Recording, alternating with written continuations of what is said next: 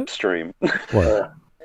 The food that I ordered, we should have come 30 minutes ago, is probably going to arrive halfway through this bloody stream, isn't it? Okay.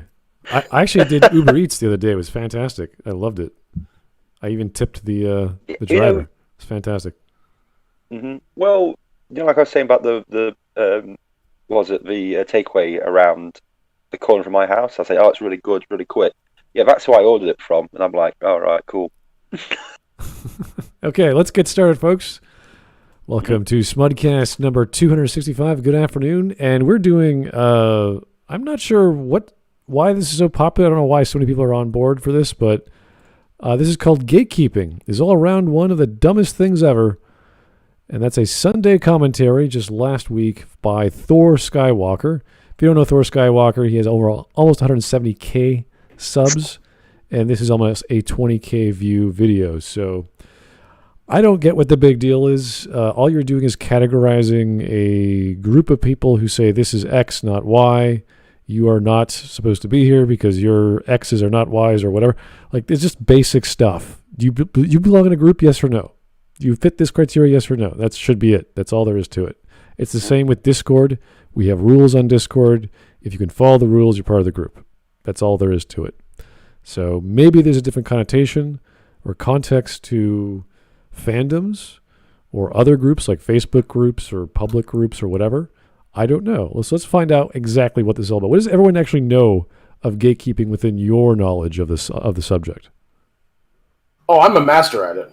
Okay, what is it? What is it exactly then? It's not done enough, is what I would have to say. Yeah. Yeah. And my preferred technique is to just cop to whatever these people call me. Like, oh, you're a Nazi. Yes, I'm a Nazi. Where I am is full of Nazis. Get the fuck out. I've lost several places and subcultures to and this is not just SJW. This is socialist in general.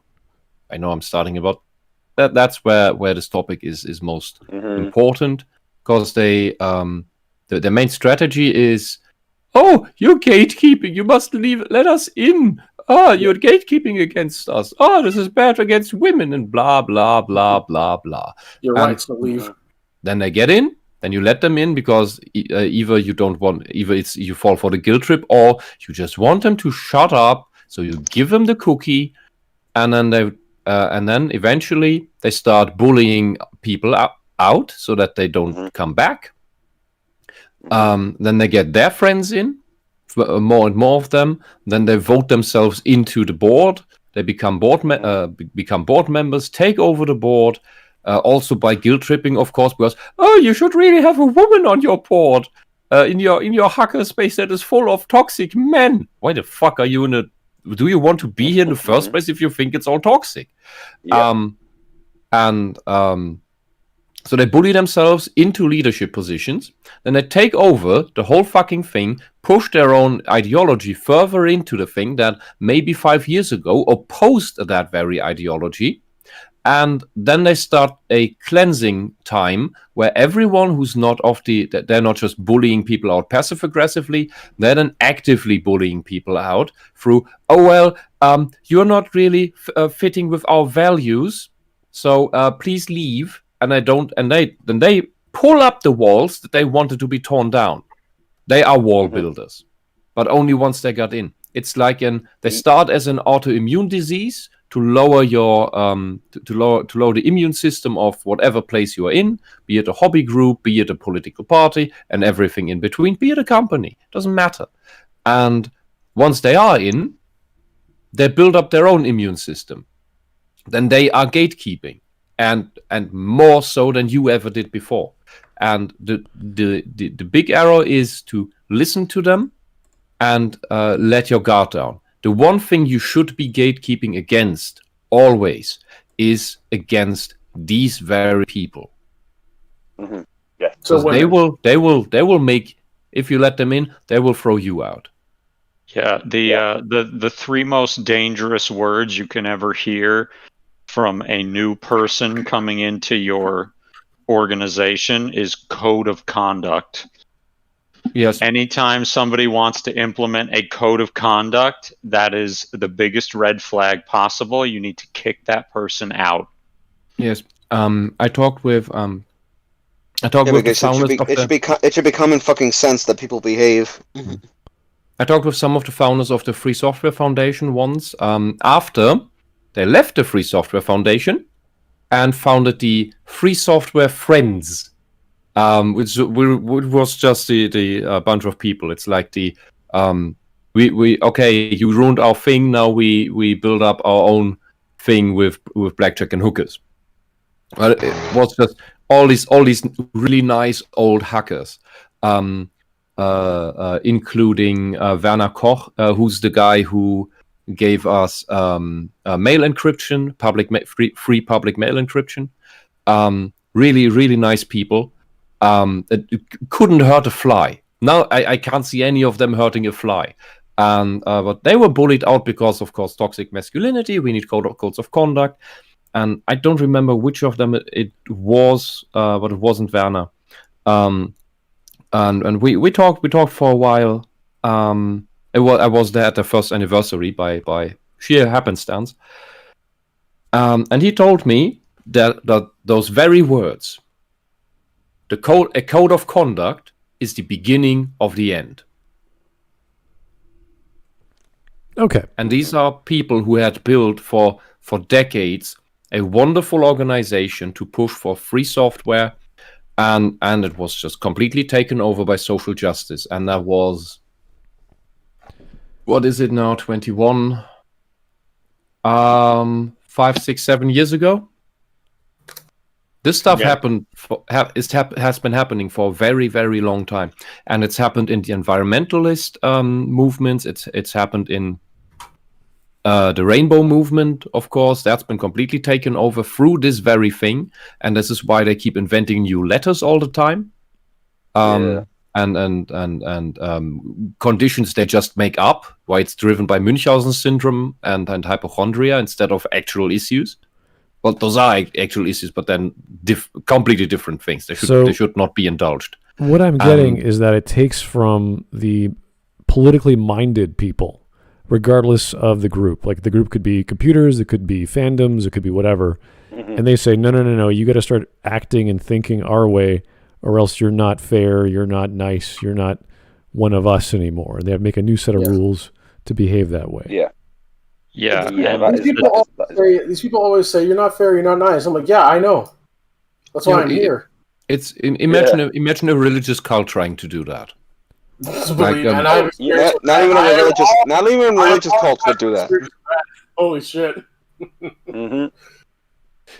Yeah, that's the insane. That's a really sad thing. Mm-hmm.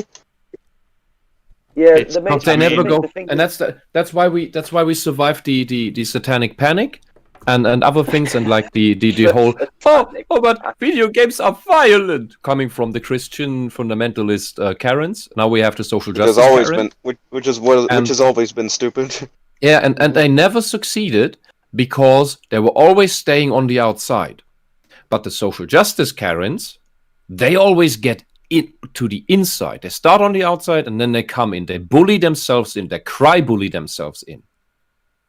And then they will. It will go so far that friends will demonize their own friends, their best friends, people who would go through hell with them.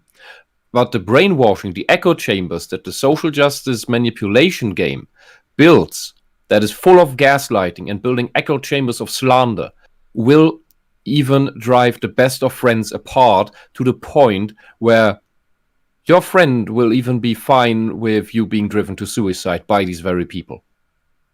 I mean, if that's how far this goes. If some overweight, mange-haired, fat, feminist cunt can convince your friend to just let you go by the wayside, that person was not your friend to begin with. No, I'm sorry, you have no idea how much this brainwashing works and what targets they go for. For example, in this whole hacker scene, this hacker subculture, you have assholes there like everywhere else, but you have, for a large part, introverted, inexperienced and naive, good-hearted people. You have altruists and empaths, and those people, those guys are very prone. They are the prime prey for narcissists of every type, for borderliners and antisocials. because those are highly manipulative people, and the nerds are largely inexperienced with malicious people that are mentally manipulative, especially when it's women. Yeah, it works way too easy. You're talking about a scene that attracts mostly socially awkward single men. So that makes it very easy for any woman really to do anything really, because for all the talk of how sexist nerds are and how terrible, gamer bros are, whatever, the people who say that, who talk about how that's a rampant issue, rely on the fact that it's not true. Yeah, exactly. They rely on the fact that the people they're calling horrible sexists are not sexist, because that's how they got to where they were in the first place. All right. Yeah, and then you have the problem that, especially with the younger ones, that is even early 20s, and in the mid 20s they usually make good money already, which is another good reason for the manipulative parasitic women to get in there. But even in their early 20s, they're still quite hormone raging, and they're not seeking out places where they can meet women outside of their occupations and interests. So the manipulative, the Machiavellian, narcissistic psychopath woman with social justice ideology uploaded in her brain on top of that is going to be a prime focus of the pent-up sexual energy that will then try to woo that person and try to please that person, because maybe I get some action, and that is not necessarily a conscious thing. That's the standard subconscious behavior of the sexes, and especially the social justice feminist women exploit that. They complain about the sexism of men, but really they are abusing the sexual needs of men, and that is essentially social justice is the movement of gaslighting. I have not yet found another subculture, another movement, another ideology that is using gaslighting as a core strategy to this extent. All right, I think we've sufficiently defined the term and from our experience, and we can go on with what Thor Skywalker's definition might be and why he dislikes it. So maybe there's a difference of viewpoints here, not necessarily opinions, because he could be referring to a certain context of his own experiences. So let's just find out what that's about before we keep rambling on. Of course, we'll just be saying, it's horrible, it's silly, stupid. Maybe he has a point. We don't know yet. So let's get started. Todd Howard, thank you, sir. No gatekeeping is how we get blunders like the High Republic. You know what? That's a more complicated thing, because we're talking about a room full of passionate writers who Okay,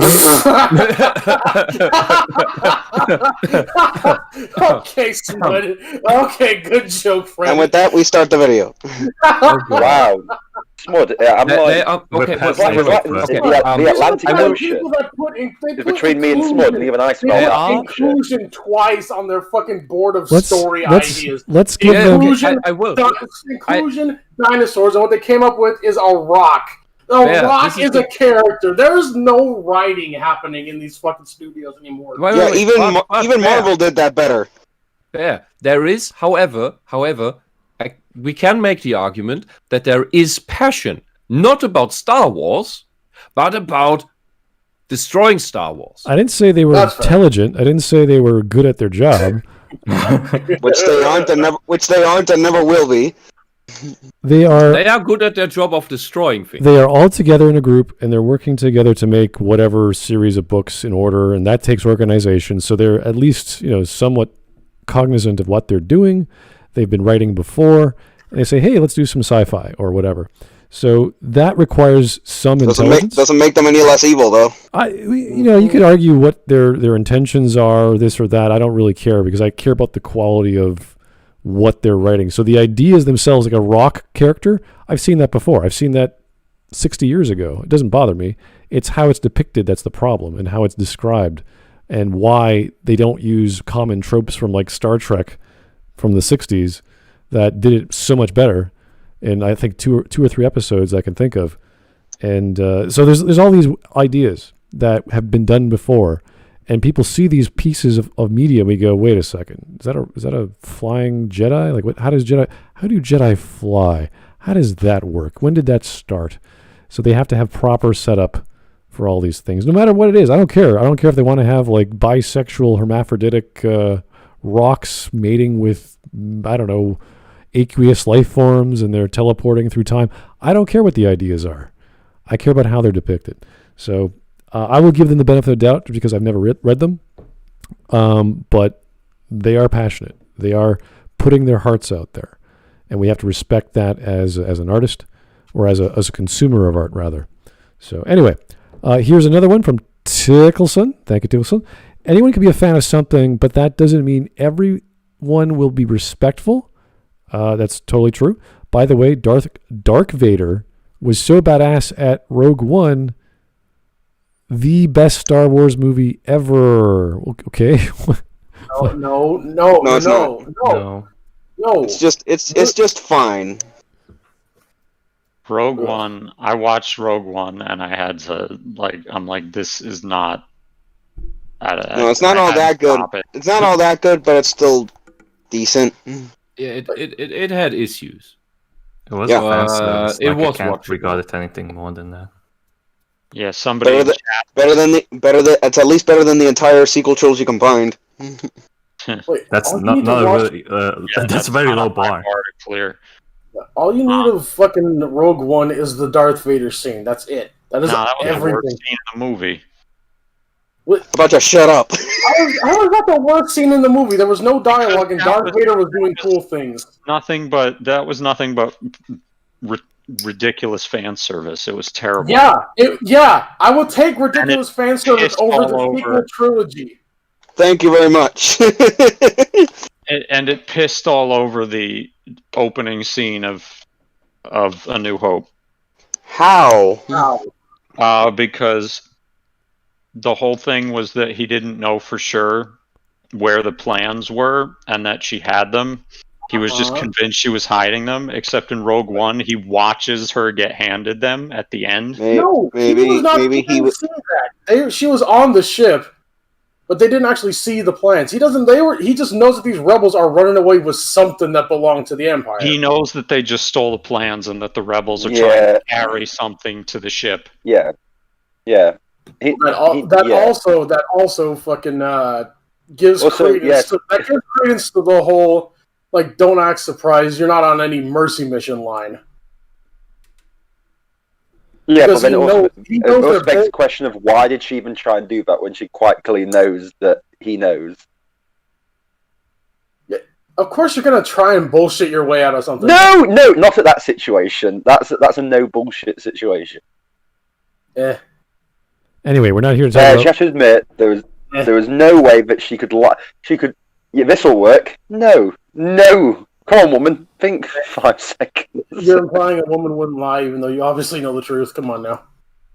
Either way, we're not here to talk about Rogue One. We're here to get on with a video with Mr. Thor Skywalker. So let's see what he has to say about gatekeeping. Right. That is apparently about KOTOR from the thumbnail. Really? Oh. Yeah, this was a thing I saw recently on Twitter. He brings up the tweet. Oh, but that tweet, yeah. Oh no, the Gail Simone one? Oh dear. No, it's some random person. It's some person mentioned Revan, and this started like a whole chain reaction. All right, let's get going. Okay. Here's Tickleson again. Smud, I'm so sorry for the tangent. That last part was 100% a joke. Yeah, I know, we got it. At least I understood it because of the spelling and the exclamation marks and the number of R's at the end of ever. Yeah, I got it. No worries. Okay. Let's go. Now, welcome to another of my Sunday commentary videos, my first one in a while, which means I'll be straying away somewhat from the galaxy far, far away, and talking a bit about our own real world, though it will relate back to Star Wars and other similar things, of course, especially this particular topic of gatekeeping in fandoms, which I'll try to look at from all sides, as I usually do. Anyway, jumping right into it the other day, as you may have seen, the name Revan was trending on Twitter, which immediately got me excited and led me to hope and believe there had been maybe some sort of Old Republic announcement that maybe the games were being remastered, or we were getting a show or movie set in the Old Republic era, or anything along those lines, since I'm a huge fan of the character, the games, and the time period in general. But nope, it was actually trending because of gatekeeping, or when a fan or fans of something, in this case Star Wars, sort of try to determine what qualifies others to be able to call themselves fans as well. They decide if you're knowledgeable or maybe passionate enough about something to earn your fandom membership, essentially.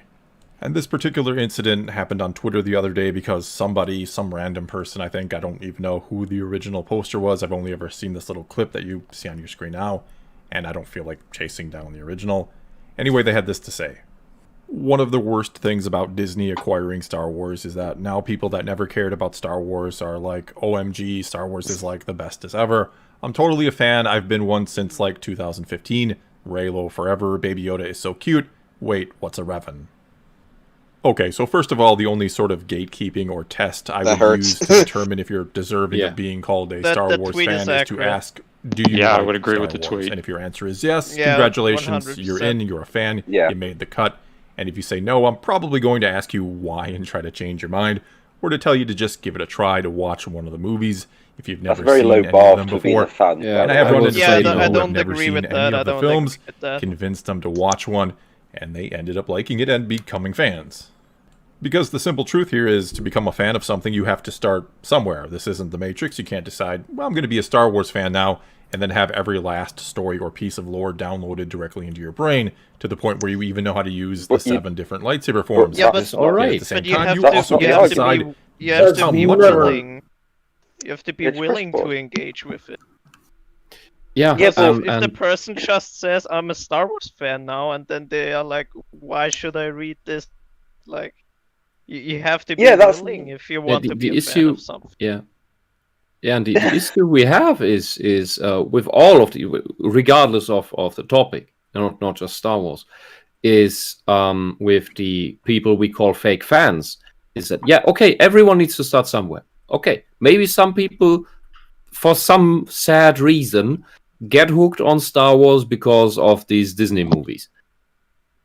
Can happen. They can turn into genuine fans. All right. And then see that maybe the old stuff is even better because the new stuff, that the stuff they first met is a bit weird compared to that.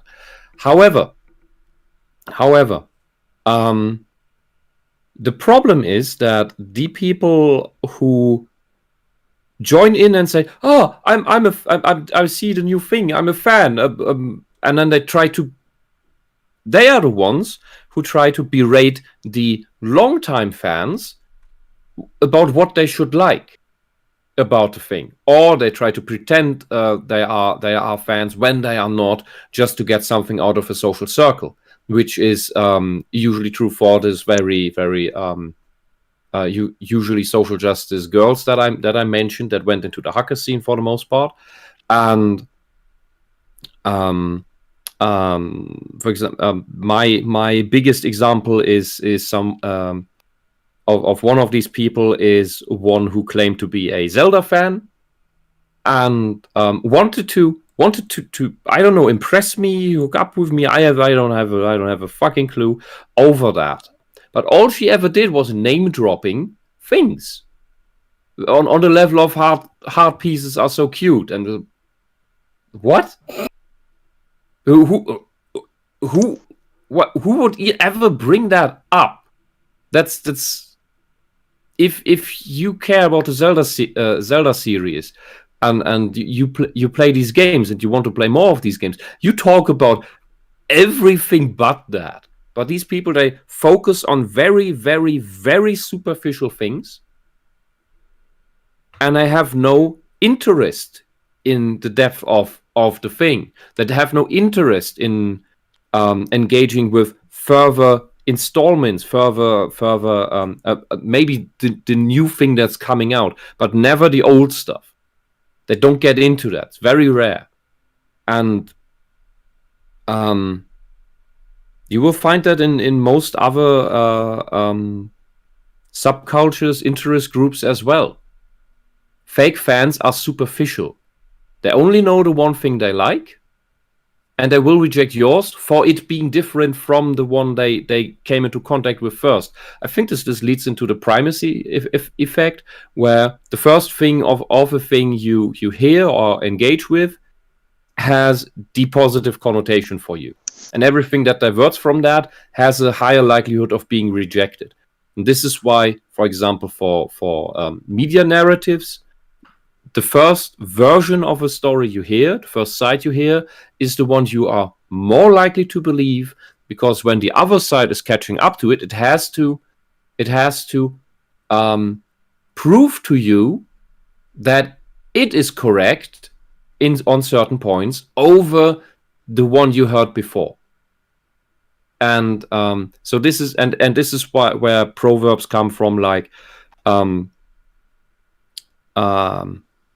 the lie has run around the world 3 times, but before the truth gets its pants on. Yeah, that exactly. And there is just the I like the thing, therefore I'm a fan. No, fan is derived from fanatic. Fans really care. They want to have more. They want to know more. They want to engage more with the thing.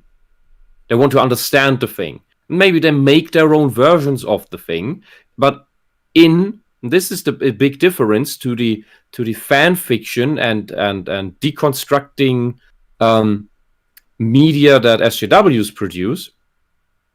The fans respect the foundation, respect the law of for example, a media franchise, while the SJWs want to supplant that with their own version to cram their ideological, or quasi-religious beliefs into this media, this franchise, this interest group, whatever it is, and that is what I'm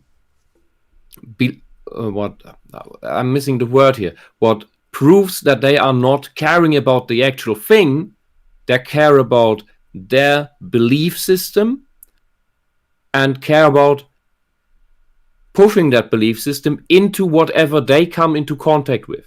They're not fans about the thing. They're fans about pushing the ideology into the thing.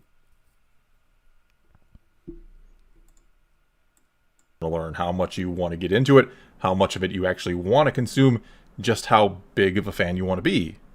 Which is why I often say that, yeah, there are the more hardcore fans who keep up with most everything, your more casual fans who keep up with some of it, and your more general fan who actually knows very little about the ins and outs of Star Wars, other than they've seen all the movies and they love them, which is fine.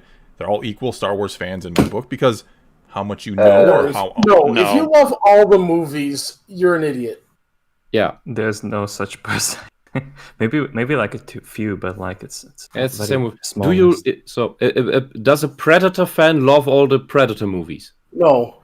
They like 2 of them. Absolutely not. I'm a Dungeons and Dragons fan of old. Do I like all the editions? Hell no. What, you don't like 4th Ed?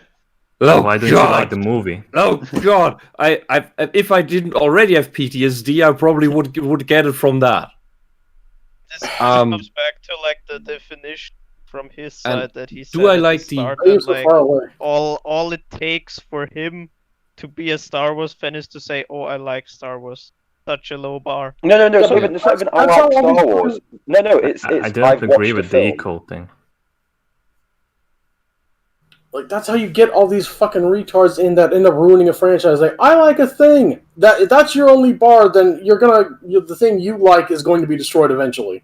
Yeah, and I'm fine with the term casual fan, but that is still not the guy who likes everything. That's a really dumb person. That is the a TIE fighter, everything. Oh, an X-wing, oh, this is awesome. Yet I'm sorry, that's not a very smart person. That's probably someone who needs help. That's someone who's still got infant brain. They can still be entertained by keys being dangled in front of their face. Yeah, it's solely visual. There's a difference between like the consumer fan and the casual fan. Yeah, because a casual fan will still see quality. This is why we have most of the people who went for the MCU movies aren't Marvel fans. Pretty sure. I'm taking a guess here, but I'm saying these are most of the people who watched these and were very entertained by them are normal people, just like the first people who watched the Star Wars movies when they came out. Yes. And now when the MCU is going into the social justice bullshit direction, all these normal people that you could say are casual fans of the quality MCU movies are dropping out because that quality stuff is going away because it's supplanted by social justice bullshit quality. So the casual fans still have a sense of quality and reject the crap out of a thing and don't just like everything. Yeah, like the statistic with the Falcon and the Winter Soldier where they had like 71% or what was it that like stopped watching at like a BLMs. So the casual fans don't want this either. Especially since everyone already moved on kind of from the initial like zeitgeist of the movement. Yeah, and the issue is if the story doesn't hold them over, and then you do stuff like that, they don't care anymore, and they just leave. There has to be someone at Marvel involved in that scene that just thinks so badly that that scene helped give George Floyd justice, because there's idiots like that out there. Yes. Unless you have Falcon decapitating the man who invented fentanyl, you're not getting George Floyd justice on the screen. I'm sorry. Indeed. And the issue is when you don't gatekeep, when you say, oh yeah, everybody is just a fan as long as you like the thing, then the problem is the stuff devolves to this point, and then everybody starts leaving. Fine, the regular fans don't care anymore.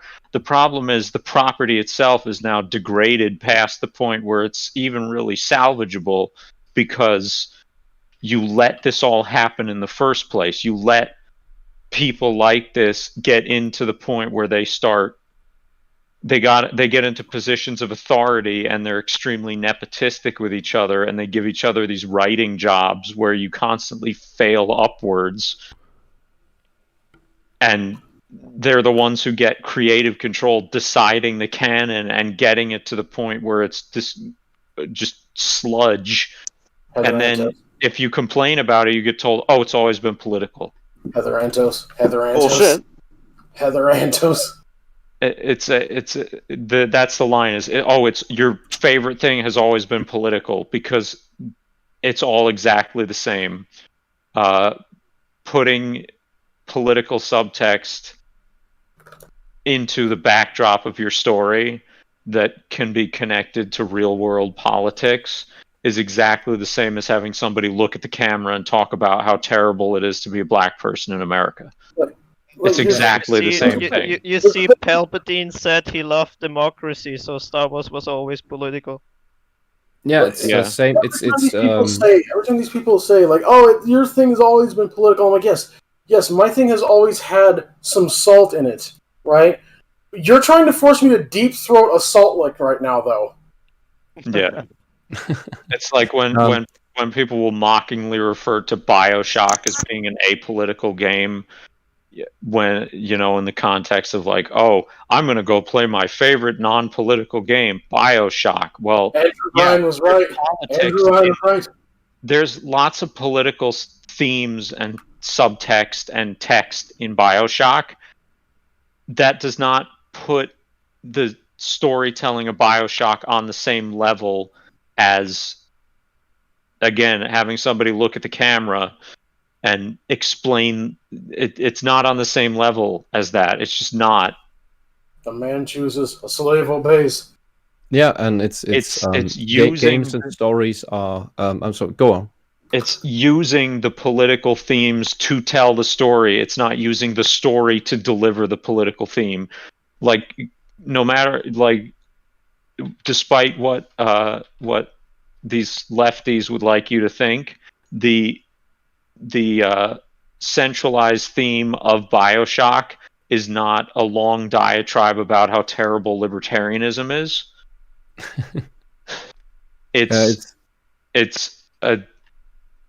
It's a statement, textual, subtextual, metatextual, on the dangers on the folly of human nature and how utopianism doesn't really work.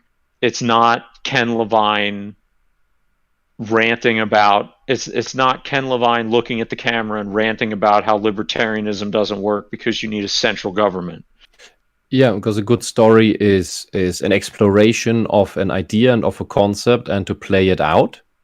And or you just have that have an element somewhere, like you have some medieval setting and there are some nobles who are playing an intrigue game, a game of intrigue. So but that's a relatively normal thing. It's almost expected.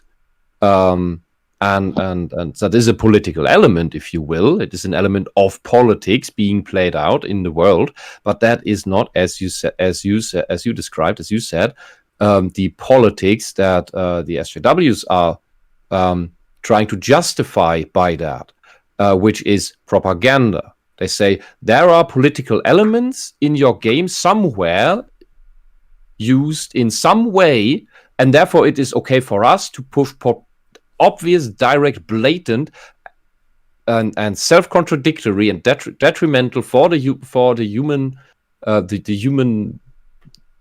humanity into your media. We can push propaganda into your media because, well, you talked about politics in your game because that king wanted to marry his princess to the other guy. Wow. The difference is usually like the political themes that work like in universe and make sense in universe versus like the obvious nods to something happening in the real world. Yeah, like there's a difference again between Andrew Ryan explaining his own philosophy to you and then having you beat him to death with a golf club, and somebody just making a sideways reference to Donald Trump in something and how terrible he is.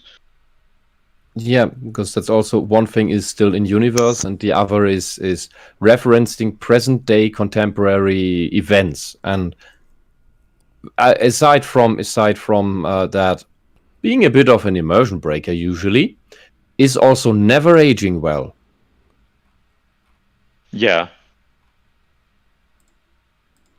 Okay. And the whole thing is one of these gaslighting tactics that they use when they say, "Oh, but everything is political, so your thing is political too." Not just because it has political elements in it in its story, but that they say everything is political, and they say, I think the first version of that was the private is political, and that is a lie. It is, you say that if you want to, you can politicize everything.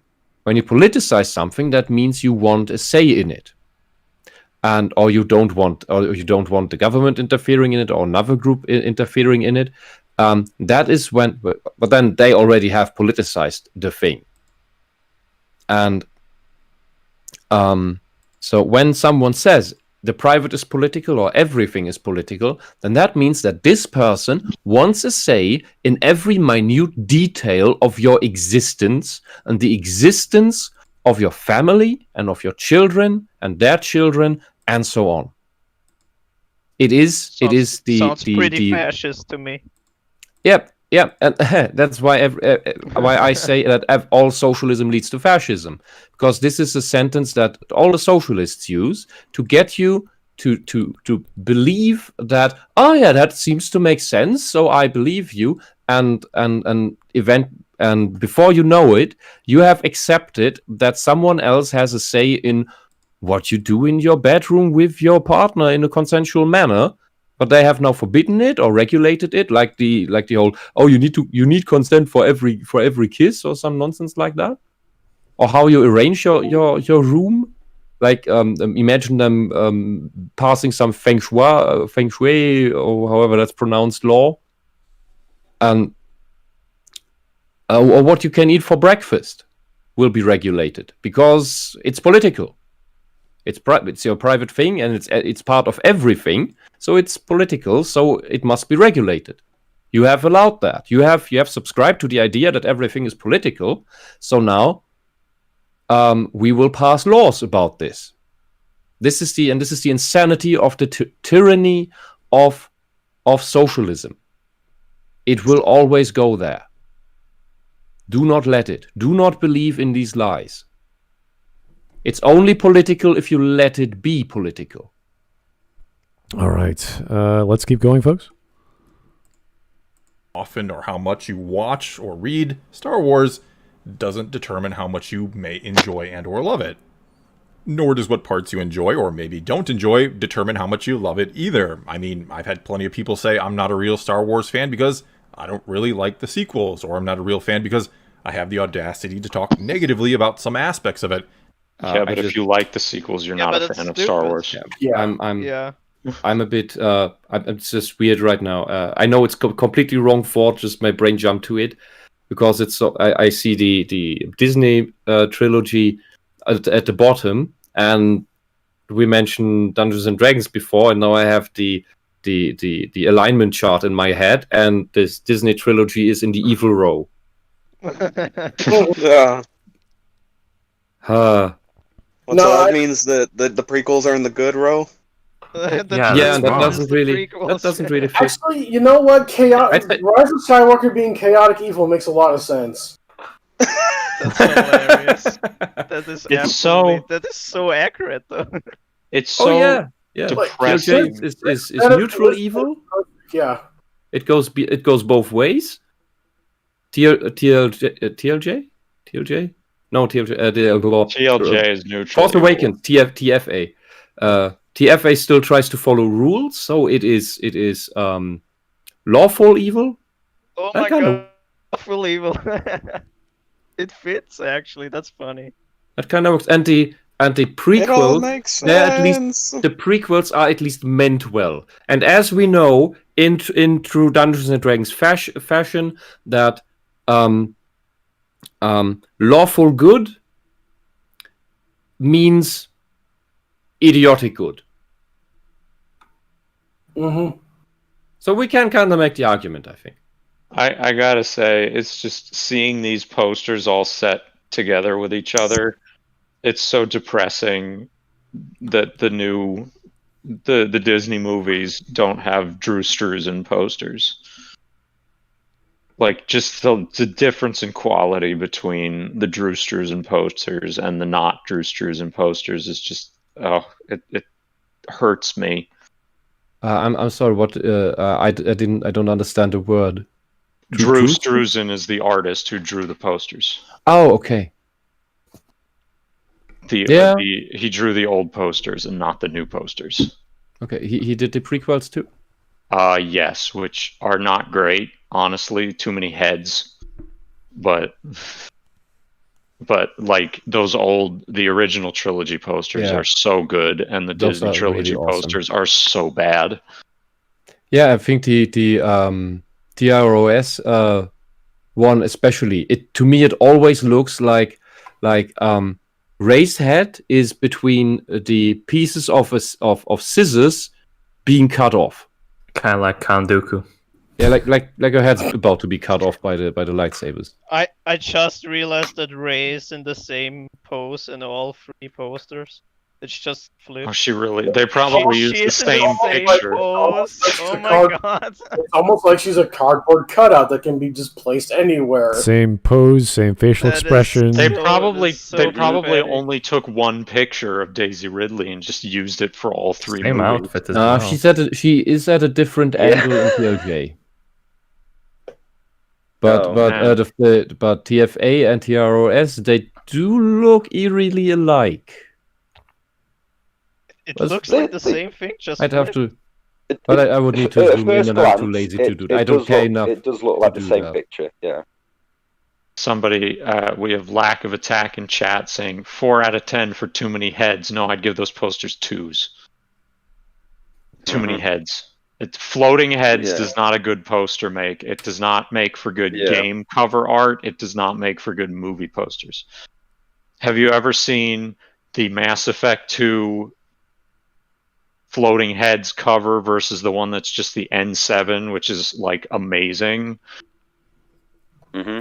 That's the one. Yeah. That's the one with Yeah. Shepard Well, and the Mass- Miranda, I think. Yeah, no, Here's Mass another Effect thing. 2 is Thane, Miranda, and Commander Shepard just pointing guns at something. Yeah. Yeah, Yeah, Yeah, versus like like- I guess was it the collector's edition where it was just Mm-hmm. N7, It was N7 just the symbol. N7 Yeah. logo, which is just, or like the Heavy Rain box art, the American box art for Heavy Rain versus like the European box art, where Yeah, the American box art is just heads, and the European box art is a picture of an origami crane in a rainstorm, and it's like incredible, and actually makes me want to play that game, even though it's not a good game. Why And do you wanna what play you have, Gatekeeping? what's going on here as well is that you look at the old posters versus the Disney posters. The old posters, especially from the OT, are telling a story in themselves. It's not just the characters plastered on. But in the Disney thing, it's just the characters randomly placed It's and just doing random nonsense. things. Yeah, it's like Also, here are people another in the thing- film. Another thing I noticed is that the prequels and the OT, they have like a specific color scheme that all 3 posters follow. Then if you look at the sequels, there's like teal J in the middle is just red. It's just completely And then- broken, yeah. This is kind Wow, of he funny. even broke. Yeah, right. He even broke that. Ryan Johnson even broke that. You just broke the color scheme. Is there Randomly anything just this guy red. didn't break? He's Well, such a dickhead. I remember in video game school, one of my design instructors was talking about how posters tell their own story. And he was looking at Batman Forever, I think. And obviously that's a horrible film. But the poster itself was one of the best posters he's ever seen because of the use of color balance and radial imagery and all these other things. You're like, yeah, it does tell a story on its own. Unfortunately, that's not the same story of the film. So you get you get this wonderful, bright, vibrant, and mysterious, eye-catching piece of artwork, and you're like, oh, I want to see that film, and it does not even compare to what was shown in the poster. So these 2 different kinds of things that can attract a user to go buy a product. Like I was sold on Mass Effect 2's trailer. I don't know if you guys remember, was it Heart of Courage they used from 2 Steps from Hell? They had clips from the end game where Tali dies. I don't know if you ever got your people killed from the collector bubble where all those secret swarms and one of them gets carried off and Shepard screams whoever gets carried off. And it's this exact scene. I don't know if you guys remember the ending of Mass Effect 2 where the platform is coming down after you defeat the giant Arnold Terminator.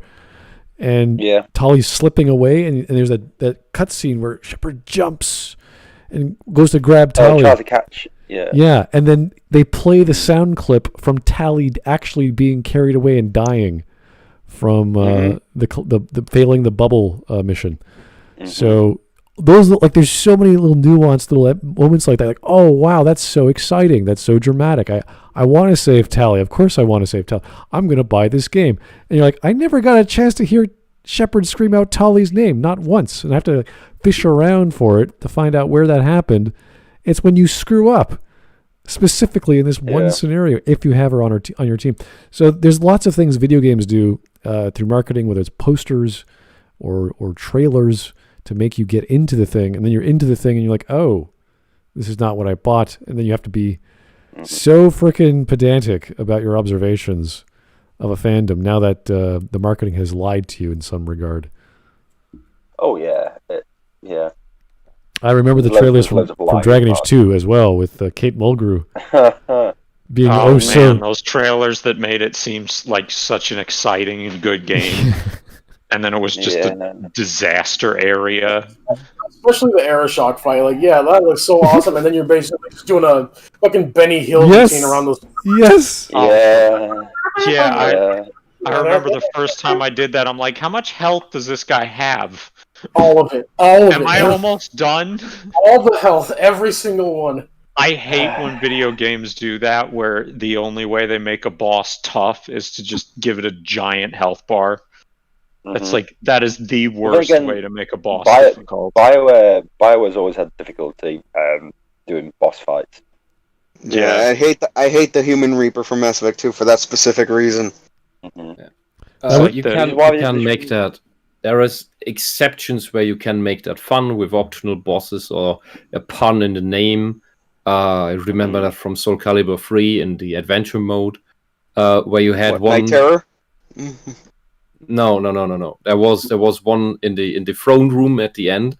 It was one of the fights. The character you had to fight was called Ende, which is the German word for end, and he had more health bars than the final boss, or the same amount. And it's the first time you have some. So they usually had more health bars to just that you chop off the same amount, that the bar always has the same length for, I don't know, let's say 100 points. But tougher enemies have more health bars, so that they have more. That you have to have that the fight is tougher for you to get off a perfect, or best perfect fight. And that was the first time I played this with my roommate together, because we were really getting exhausted, just wanted to get through that. And then we found Ende level. I think it was level 95 or 99, and we just kept fighting, and there's another health bar, and another health bar. Okay, another. Okay, we went through 4 health bars. Is there still one more coming? That was fun, because it was exceptional, and it wasn't necessarily. It wasn't necessary. You could circumvent him.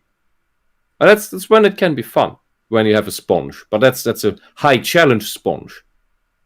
I think he had a higher level than the final boss. Yeah, there's a balance you can strike with that. Like, there's this game I played for a while, Tokiden. I don't know if any of you have heard of it. It's like a knockoff version of Monster Hunter.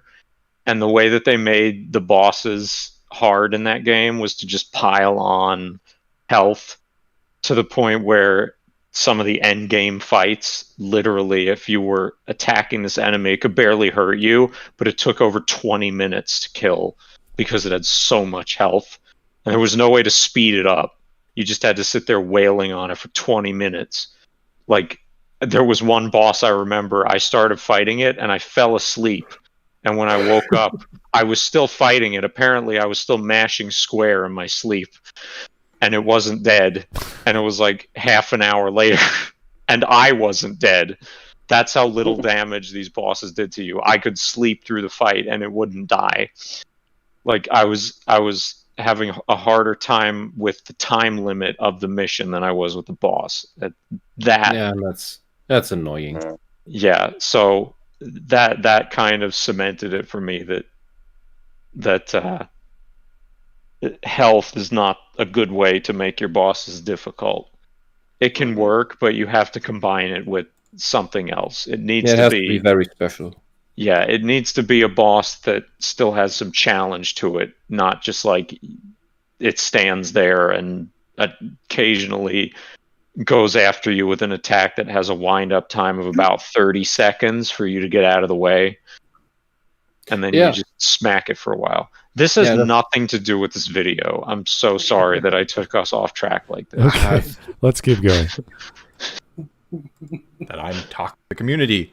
So I've even had people sort of try to gatekeep me, which I just shrug off. And not because I've spent literally thousands upon thousands of hours of my life watching, reading, playing, and talking Star Wars, not to mention making these videos. But because no one but me gets to determine how much I love it. No one but me gets to determine what makes me a fan of something.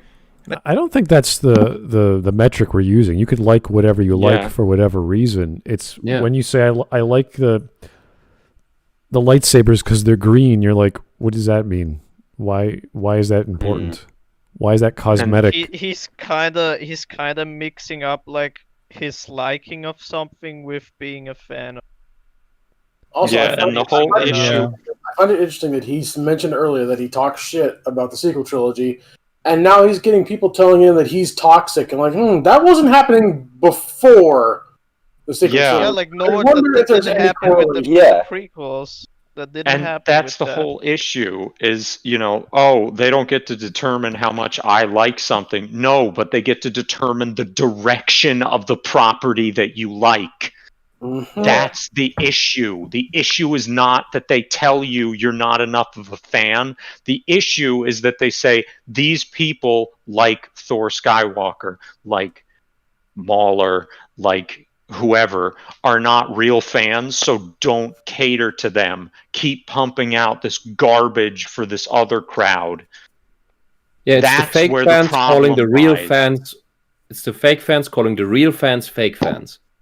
Yeah, and then Yeah. when the real fans leave and take their money with them, the fake fans and the higher ups are all gonna just turn around and call the real fans racist, like they always fucking Also, do. he specifically mentioned that he got called toxic, and I don't think like a normal fan would call another fan toxic. That doesn't Yeah, happen.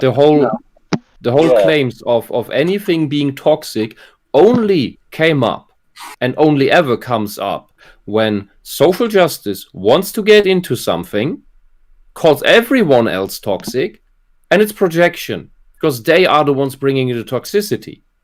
There is no toxicity present. There is no, oh, you can't be a fan. You are not allowed to be a fan of this because of your sex.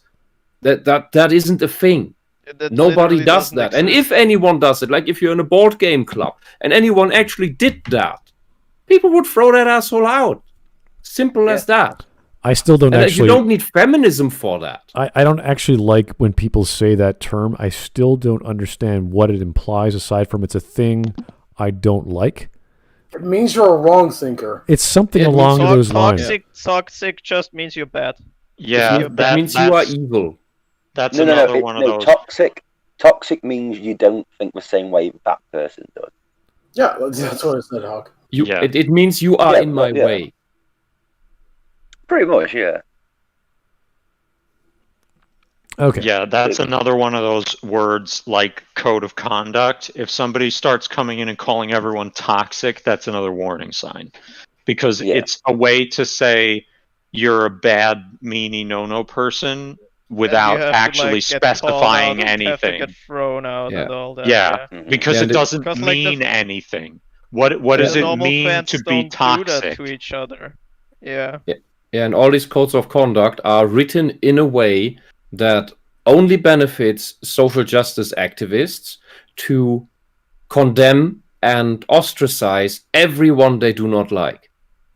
Because they're written in a way that covers absolutely every behavior, are wishy-washy in their choice of words, are open to interpretation so much that it can be absolutely everything you can be accused of. The thing that I always notice is when these sort of people get into a fandom, they sort of create an ever shrinking circle within the fandom, and it's their intention to literally kick. A lot of them come into it just to literally destroy the fandom, as in like they'll come and pretend to be fans, and then they'll do stuff to make it a shrinking circle till they're the only ones left, and then they'll just abandon it and move on to the next thing. Yeah. That they want. Yeah, it is like locusts. Yeah. It's like the Ouroboros snake. It eats itself. Yeah. No. It's not like but it's one of the things where it's like a lot of the people who are claiming to be Star Wars fans now, before Force Awakens came out, they probably had no interest in Star Wars. But Star Wars then became the big thing, and it's like, well, we can now do our thing here. And it's like, well, we're now bored of it now, So we'll just keep making. We'll just destroy it, and then we'll move on to whatever the next thing is. Where were all these Star Wars fans? Where were all these Star Wars fans when Solo came out and bombed at the box? Like, part of what they're there for is the drama and the thrill of the fight, of Yes. feeling like they have something to fight. It's like it's the mindset of a home wrecker. A home wrecker is someone, usually a woman, who goes for married men, actively tries to what's the word? Seduce. Yes, seduce them, and to destroy the marriage. And of course, will then use gaslighting. Oh, your wife is just jealous of me. Yep, she has damn good right to be. And but the moment he leaves her wife, he leaves his wife, is when she loses interest. Because that's the game. She won the game. She got the man. And now it's okay, I won the game, now I move on to the next target. And that's exactly what these people are doing. They are home wreckers of hobbies. Fandoms. Yeah. Yeah, of hobbies, of movements, of everything. It's like, at the end of the day, it's like Dungeons and Dragons. No offense, I'm sure I'm a fan of it. Well, I'm trying to get into it, and like I enjoy it. I don't think I'm a fan, then I just like it. But what's his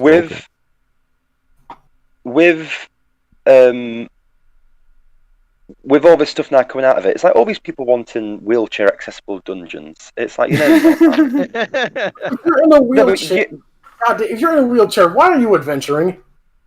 Like, if you, I've never looked up the rule. I've never looked up the rules for that. But wouldn't you be constantly prone in that thing? Yes. How are you? You're gonna fail every fucking stealth check because you're fucking riding around in a medieval wheelchair. Yeah, there's no WD-40. It's like you're not squeaking all over the place. You're gonna fail all the acrobatic checks too because you're fucking paralyzed from the waist down. Yeah. They're like but my thing is, but my point is, before these fake fans came in, was anyone interested in having a fucking wheelchair? No. Not even people playing Dungeons and Dragons who are in wheelchairs. They probably want to enjoy Dungeons and Dragons and like the fantasy of being able to walk. And not just wheelchairs. Think about like when they started complaining that it's only white people in the illustrations of the handbooks. Wrong. You're stereotyping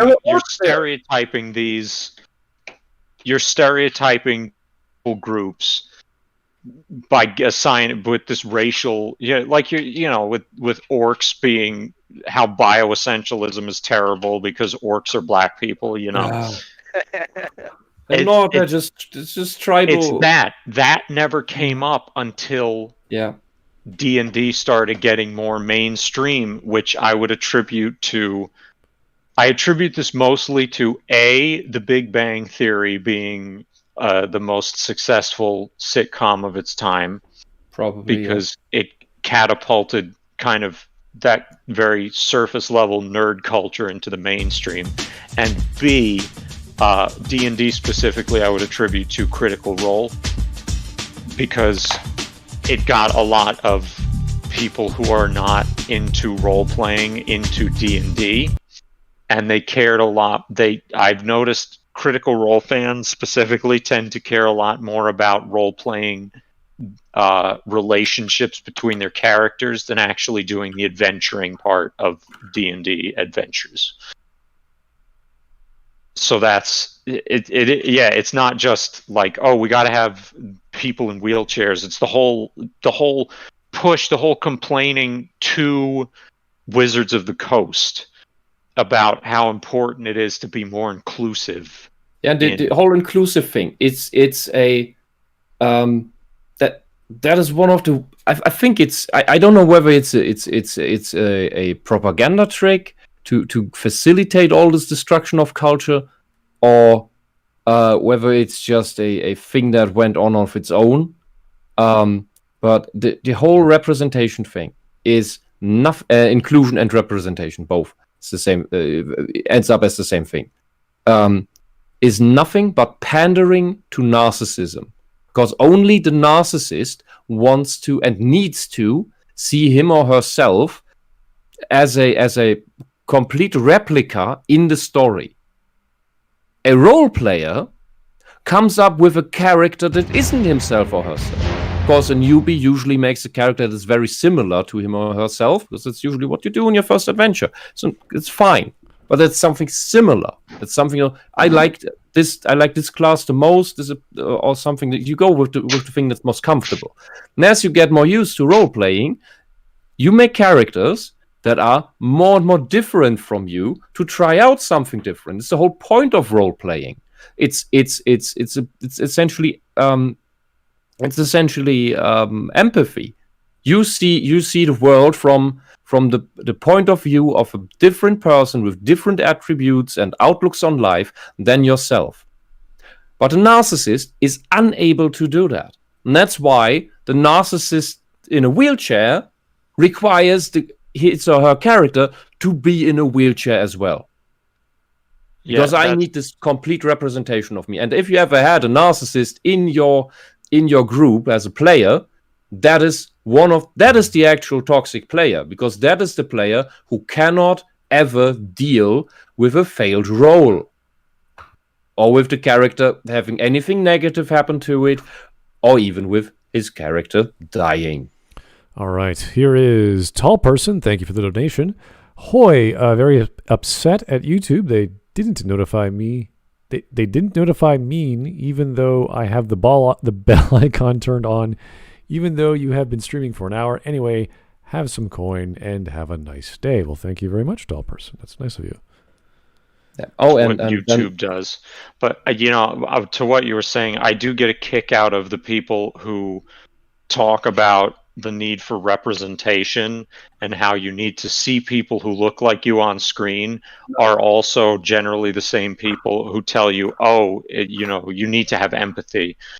It's called empathy. It's called being a better person. Have some empathy. Yeah, So they don't know should what see anyone more gives them people on the thoughts. screen. And the same just person pander is like, to I me, need pander to to me. destroy my political enemies. Yes, generally, yes. Yeah. And the thing is, homebrew and making your own rules, house ruling, has always been a thing. Dungeons and Dragons Exactly. and all the other role-playing games. The wheelchair thing already. You don't need official rules for a wheelchair thing. Yeah, if you need official rules for that from the big company, I'm sorry, you are an idiot. If you needed that before, you would have sat down and thought about what rules make sense to make this. You don't need the state, essentially. What Wizards of the Coast in this scenario is the state. To say, you need to make a rule for this big state because I am too incapable for it. Like, what is wrong with you? This is a game about creativity. And you are not creative.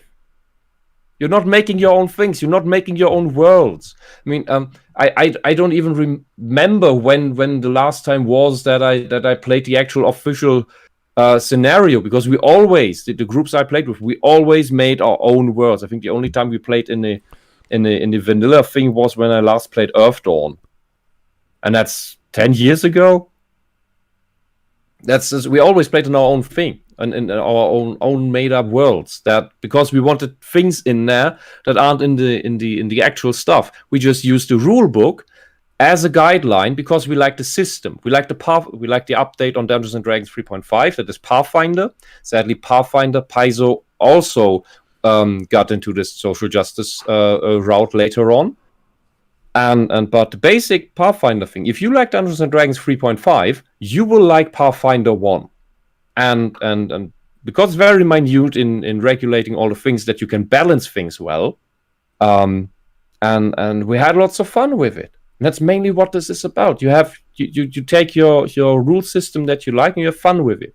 Which is, by the way, also why the Vampire the Masquerade rule set, that is before Requiem. I never touched anything past Requiem, and Requiem was that's where many people stopped because it went the cover suggests, this is the glitter vampire time.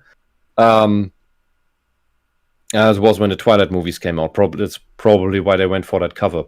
But I think it was, I don't even remember what edition it was. But Vampire has very few combat rules.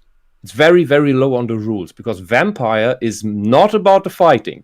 It's about the role-playing, it's about the social intrigue. That is all the important stuff. That's why all the other rules are very rudimentary. It's not a hack and slash game. That's why Pathfinder, Dungeons and Dragons, those have very heavy focus on dungeon crawling. You don't necessarily need to play it like a Diablo game. You don't need to play it like a dungeon crawler. You can play it like Vampire. You have the whole big social thing. You just do the intrigue stuff. You may never have a fight in your entire campaign.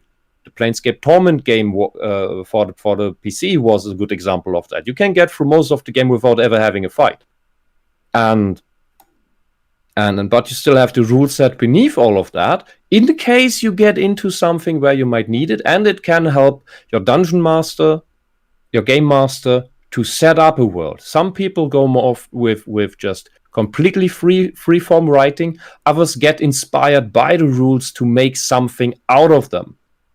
And it's just, if you need a fucking wheelchair for your adventurer, then bloody make it. You know what you could also do? Have your mage, be a mage character, and have a floating disc that you sit on in a meditative stance all the time. And just pretend to... do like a Yoda thing from the prequels with his floating chair. Yeah, get that thing. As it is useful, and not a bloody thing made out of wood that needs ramps in a dungeon. What are you gonna do with the villain who's living in that dungeon, didn't build any ramps for you? Are you gonna write a complaint? The villain was also in a wheelchair. The big bad evil guy is up a flight of stairs. Are you gonna write a complaint to the regent of the region that he should funnel tax money to the villain and force him to build ramps in order for your wheelchair to be able to get up there to slay him? Yes.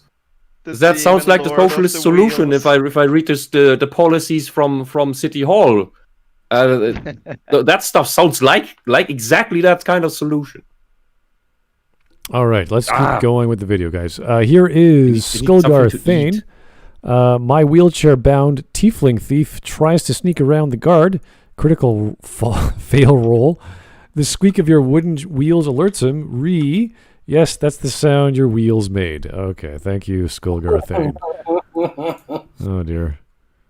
Here is Tyler Preston with a donation. Having a family member who actually is in a wheelchair is actually more insulting to handicapped people than anything else. Also, has anyone ever figured out who was it that equated black people to orcs? Oh, boy.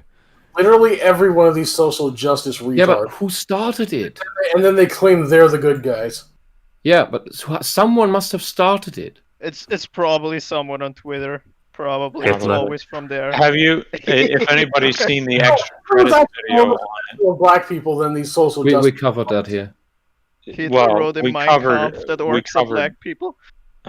You covered that extra credits video? Because I know I covered a different one, but okay.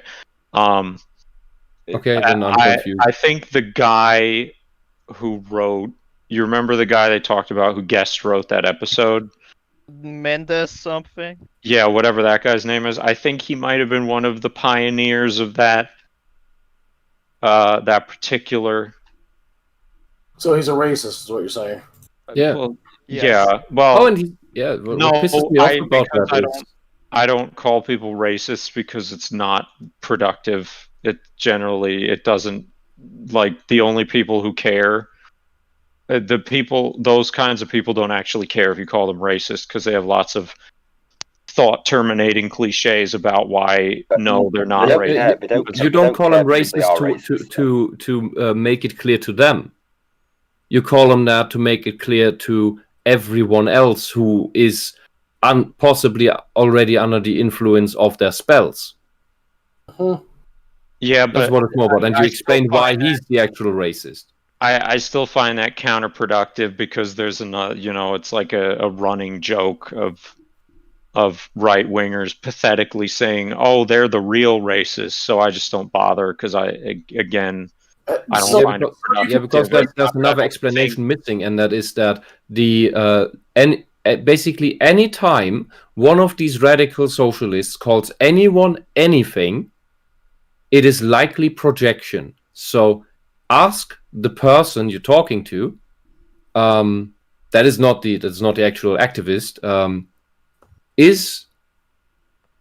if you think about it, is the person accusing everyone of being racist or sexist or whatever else, is that person doing that actual thing that he's accusing others of?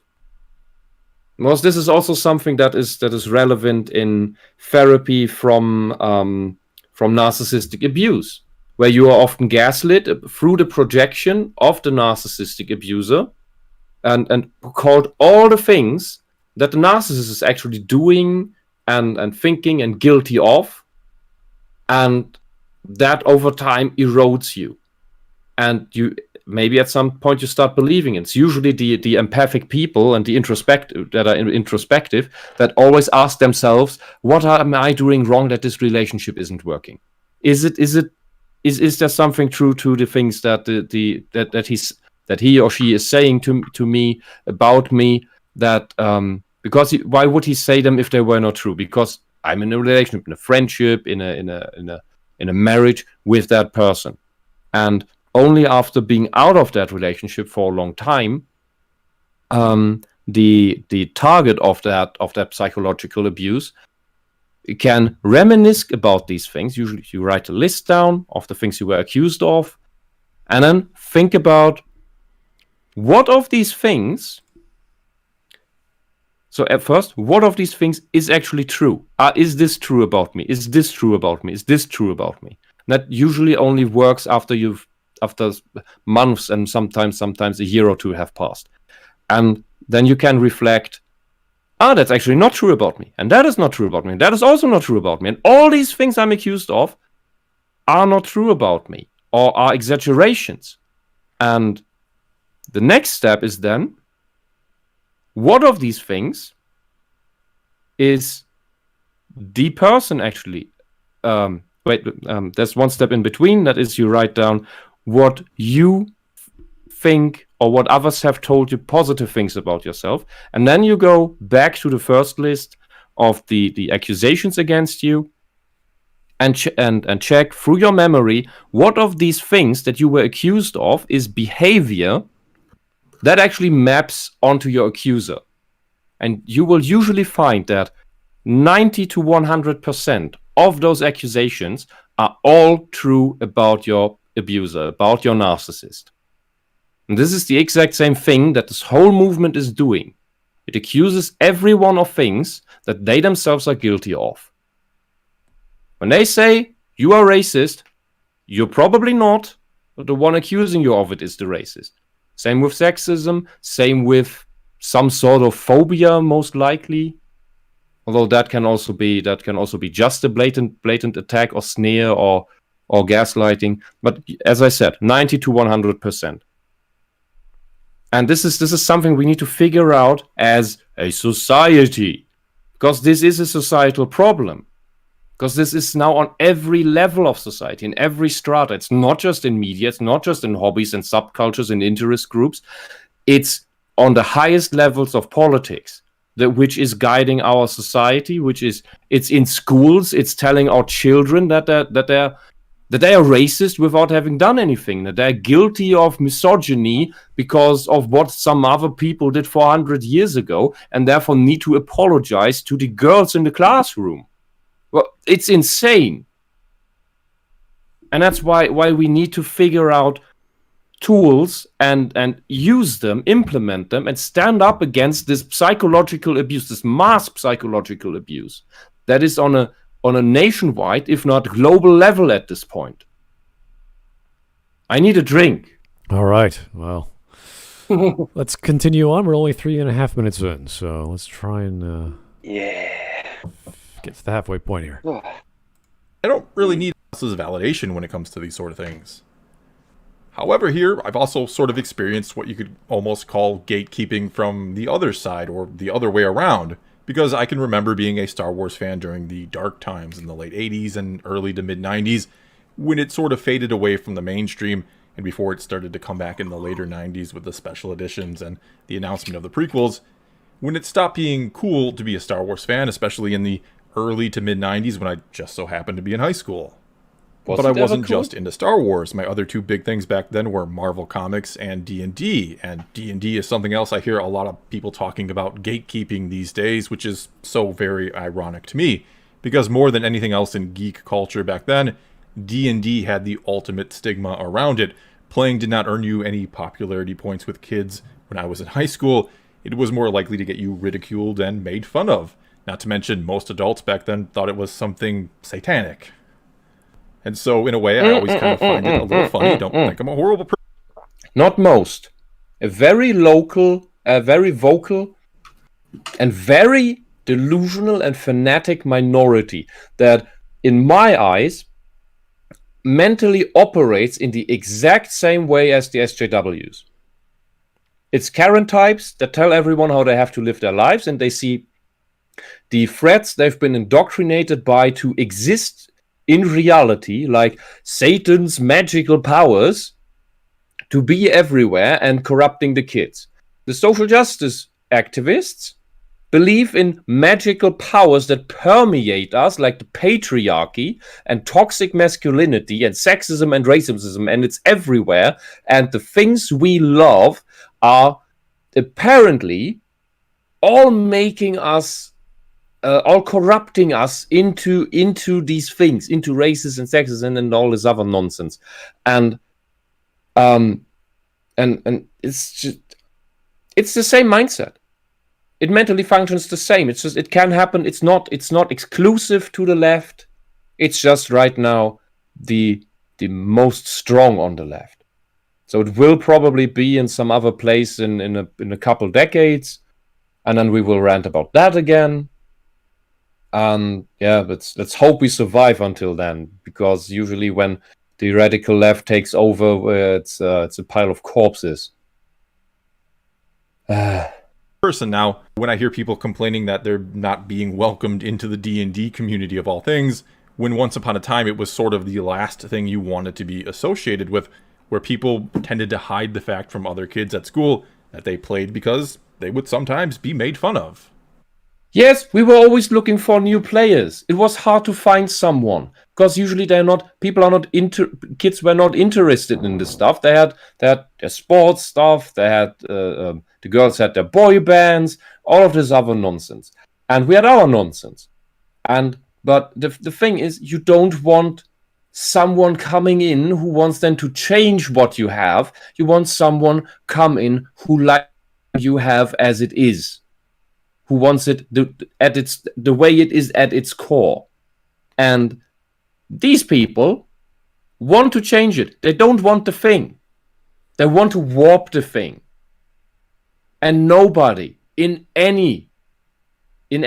has any interest in anything wants people to warp their thing into something that is almost its polar opposite. Or in the case of these fantasy stories and adventures, the whole bloody point of them is you have a ragtag group of adventurers from different races, from different backgrounds. That's your standard adventurer group. You can have special things where everyone's of the same thing, like you play a kobold group or some nonsense. But your standard adventurer group is a ragtag group of different races: a dwarf, an elf, a human, a gnome, maybe a mechanical being, AI, whatnot, maybe an elemental from another plane, maybe some weird other race that is not of the standard variety and deviates even more from that, of different, maybe even of and that makes the most interesting, of coming from different cultures, coming from different ethical foundations, and they clash all the time, but they're still working together to achieve a common goal. They're overcoming their differences in order to achieve something. This is, if you want to use that term, and I'm trying to use it literally and not the way the SJWs use it. They use it deceptively. If you want to have something that is anti-racist, It is anti-prejudice. It is these stories. It is these games. Because they teach you, hey, this race does these things, this race does these things. Oh, they hate each other. And then you have a group where people from these backgrounds come together, overcome the differences, and work together. And maybe we can even make peace between these two tribes. Oh my god. That's the whole fucking point. But no, these fake fans, these activists, these obsessed, possessed people come in and tell you, your game is racist because orcs are black. No. They're representations, they're manifestations of the idea of our tribalist past. And that is true for everything. If you say orcs are only black, then you say that the Celts and Germanic tribes and the Norse, they didn't exist. Is that racist? Maybe. Kinda. You're erasing the history of several cultures. Or you are erasing those cultures from history because you don't even know they existed or how they work, because you don't care. You only care about skin color, and you only care about your own skin color. Not about anyone else's. Okay, let's I need to drink more. Yeah, more drinking, less talking. I guess your throat might be Sorry. I'm sorry. maybe less alcohol drinking. Maybe more, No, keep drinking. I already got through my teapot. Maybe some fizzy drinks might be more your speed then. Also, You really want me to open the Coca-Cola so I get caffeine in me right now? I didn't say sugar. I just said fizzy. I don't care what's in it. Just whatever makes you happy. Okay, so more sugar, more energy. There you go. Are you sure? Also, I don't agree with how Thor portrayed it, that it was necessarily a bad thing that these things were unpopular, because at least when they weren't mainstream, we didn't have to deal with these people. So I don't necessarily think it's a bad thing when not everyone is like, oh, this thing, can I be a part of that? No, when it was just a niche. Well, in regards to the racism of orcs, that's actually a good thing if that was true. Like if there was an actual element of racism, you want to deal with those elements if you so chose in your campaign, which is the beauty of D&D. You can make it about anything. So for anyone to say D&D can't be a certain way is like the actual D&D players don't really care, because they're just going to do their own thing as they've always done, regardless of what the definition in some book says. So it's not a huge problem to the actual community who buy these things and have their game nights and define their own orcs or define their own villains anyway. But to have it change like that is just silly. And to see that as just capitulating to some potential new demographic they might be selling to, but I highly doubt. So it's a sign of the times, really, of people just saying nice things, because that's what other people with sensitive hearts want. Oh, you're being nice, therefore we can get along. It's like, well, no, I'm just doing the thing I love, and you happen to be in the room.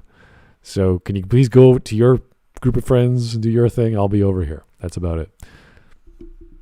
Anyway. Whew, not even halfway done. All right. That's good.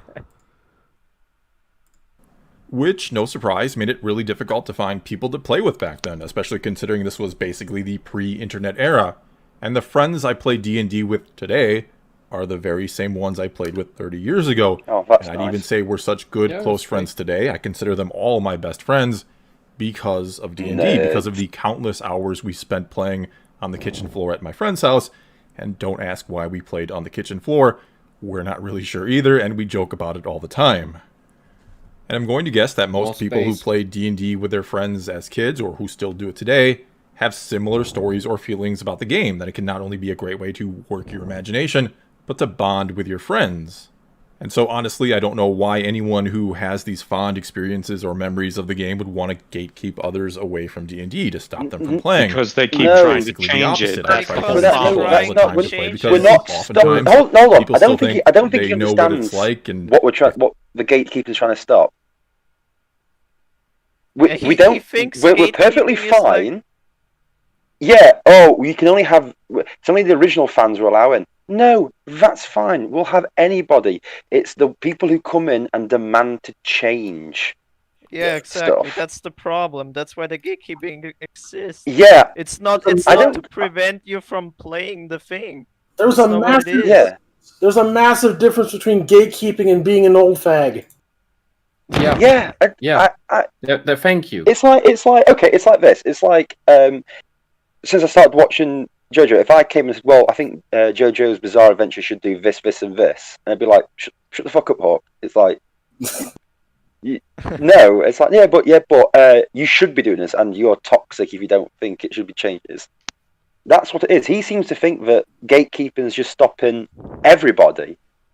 Yeah, he thinks gatekeeping is like you say you want to play D&D, but then like a D&D fan comes and slaps your wrist and is like, no, you will not play D&D. Did you play on your friend's kitchen floor? No. Well, you can't play D&D. It's like no, that's not. That's not the argument. I don't think he fully gets the argument that he's. It's all about the kitchen floor, Hawk. Yeah, the equivalent is you're having your friends that you play football with or rugby or whatever, and then and you've done this for 10 years with your friends, and people have done this for decades before you, and it's a national sport and everything, and then a couple random people come to you with no real investment in the thing, well, not really interested in it in the first place, come to you while you're playing and tell you, oh, we want to be part of this, we demand it, and you're toxic if you don't let us, you're gatekeeping if you don't let us, and in order for us to play with you, you must change the rules to accommodate us. Oh, who's gonna want to play with those people? They can go play with themselves when they want to play this game. Literally and figuratively. Yeah. Yeah, but they most likely wouldn't take the effort to do it because they're not really interested. They're not interested. Also, I don't understand because, like, to go back to what he said before with the, like, getting bullied for liking these things back then, I don't understand why he can't make the connection that is the same thing now. They're bullying you to let them in and let them change things. Why does he not make that connection? Yeah. It's the same thing. That's why we call them tri-bullies. These people we try and keep out of these things. We keep them out because they just want to cause trouble. We don't want them in. Yeah, we don't want them in for a reason. Because we know because they're bad people. They all add nothing positive to the fandom, and that's the thing. Nothing positive comes from these people. They make things more complicated, and you have to walk on eggshells all the time, or they start crying. These people are not. These people are. They've gone beyond worthless. They have become worth sinks. Yes. Whenever they get into a place, they just suck the worth out of it until it's a decayed husk, and then they just barely along like they didn't do nothing. Yeah. In fact, as like for the case of Star Wars, like what they do is like Kathleen Kennedy herself does gatekeeping in her own way. Like she had to like discuss like how did she find some writers for the projects that she was involved in. Like she said, like, well, I got contacted by a lot of like talented white men, but I just like didn't pick like them because I want women in my writing team, and that was like the driving force. Look at Star Wars now, though. Star Wars is a husk. Yeah, it is, but like it is. Let's not lie. All the actual fans of Star Wars have departed like since the prequel. Yeah, they just don't care. And what you've got left is a bunch of people who don't really care about whether another thing of Star Wars is made or not. They couldn't care. All they look forward to is the Twitter arguments. And that's it. Sure, but like people back. Oh, hold on. One at a time. There was like loads of people talking just then. Right. So like, but that wasn't the case during the prequels. That's what I'm saying. But like, it was bad for sure. But like, but this is a completely different. As in, like, there's no joy about anything coming out of Star Wars. There's nothing. You're telling The me fans you're are not just like, excited for Geode? I can't. I don't care. I don't care. Star Wars He's such died. an Star Wars. interesting character. He's a Well, rock. I was what you could call a casual fan of Star Wars, right? I watched the movies and I watched some of the Clone Wars and I played the original Battlefront and stuff like that. So I was just a casual fan. But the sequel films just destroyed any interest I had in ever being interested in this franchise. I've not watched anything Star Wars related since The Last Jedi. In fact, the most Star Wars I see is on these streams. Seriously, I have no interest in ever watching anything Star Wars ever again. I don't even have the energy to watch. No, but I don't even have the energy to watch the original trilogy. It's just gone. Not even gonna touch it. I just don't care anymore. It means nothing. The whole thing is just a dead husk to me, and it just means nothing. And the quicker people realise that they're going to have to just let Star Wars go, because the minute it stops making money, all these SJWs go. It all goes, and it could possibly go back to the way it used to be. But in order to draw people back, you would need a really, really high quality thing. I'm not talking about drawing people back. I'm just talking about at least going back to some of the quality of what it used to be. Oh yeah, of course. But if the SJWs don't think it's useful to their political goals, they'll leave, and you'll get it all back. Yeah, and then move on to the next thing. The more that people have these arguments about was TLJ good or was TLJ bad and what is the more you keep giving it airtime, the more these leeches are going to stay on, because that's all it is. They're just sucking the last bits out of this series, and that's it. I mean, look at the High Republic. The only thing going through the High Republic is, look at all this controversy. There's nothing good coming out of it. But we don't care. Anything original they make is always dead on arrival, which is the very reason why they go for the established things and inject their politics into them, because there's no other way anyone is ever going to watch their propaganda.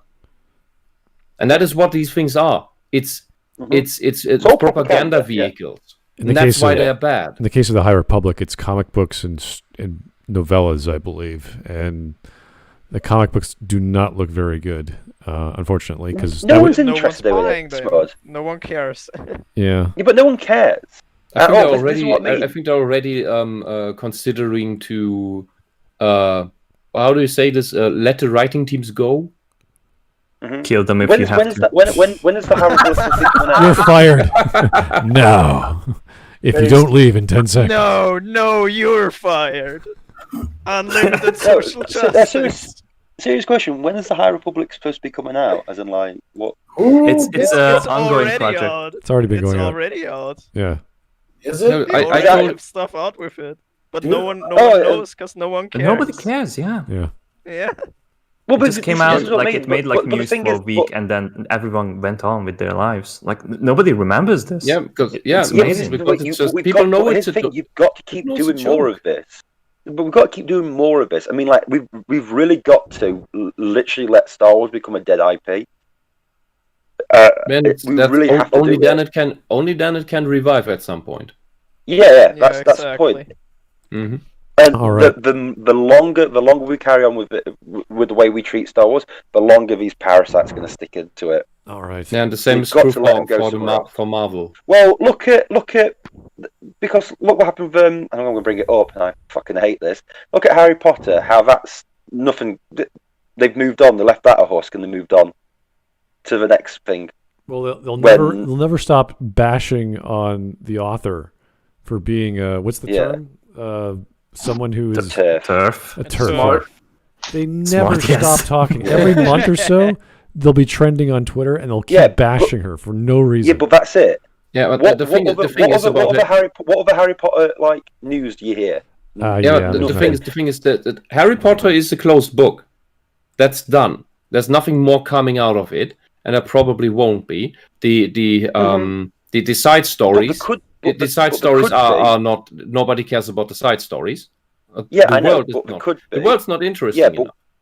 Yeah, Wes, but what I'm saying is the SJWs aren't even trying to make stuff within that and then push their stuff because they know no one cares. It's like you said, there's it's no done, money finished, in it no one anymore. cares. Yeah, there's no political propaganda you can do. So they've come on to Star Wars. If we literally get to a situation where no, Star Wars is done, there's nothing else, we're not interested in any more stuff, we don't care about these side stories, really have to bite our tongue and say we don't care about it anymore and treat it like Harry Potter, done and dusted, they'll move on to something else, at which point we can maybe in 10-15 years restart and get stuff a bit better. And I told people after I saw TLJ in the cinema, it took a while for me to realize just how much was wrong with that movie. Like for a lot of people, like some obvious things, of course, yeah, but more needed to sink in for a while. And after a few weeks, I said, "This is going to be the Disney movie without the third one being out because it was just weeks after TLJ." I kept telling people that within a decade, this was last decade, within a decade, the Disney trilogy will be decanonized. And people laughed at me.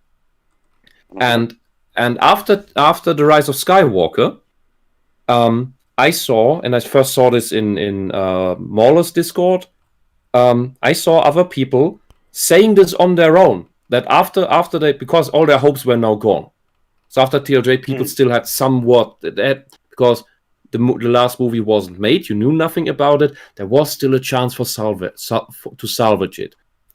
But after that thing, more people started saying on their own that this will be decanonized, or this must be decanonized.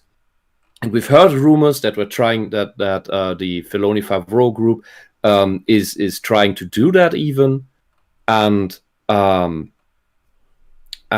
yeah, we'll see what's going to happen. I said within 10 years. It might be faster. It might be by, as Hawk said, need to remain dead for a while.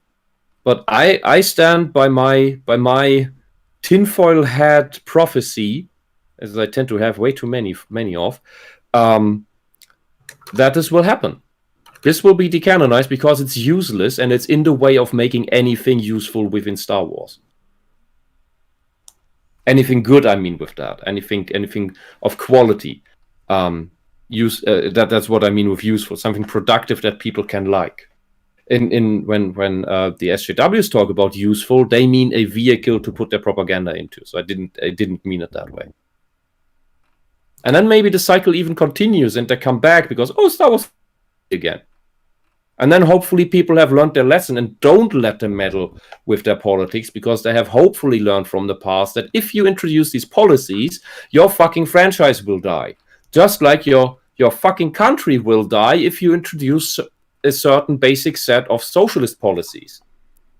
Same thing. Exactly same thing. I think what you need to remember is that for these types, it's always year zero. Nothing in the past ever happened before. I know, yeah. So I know, and the linear time also doesn't exist for them.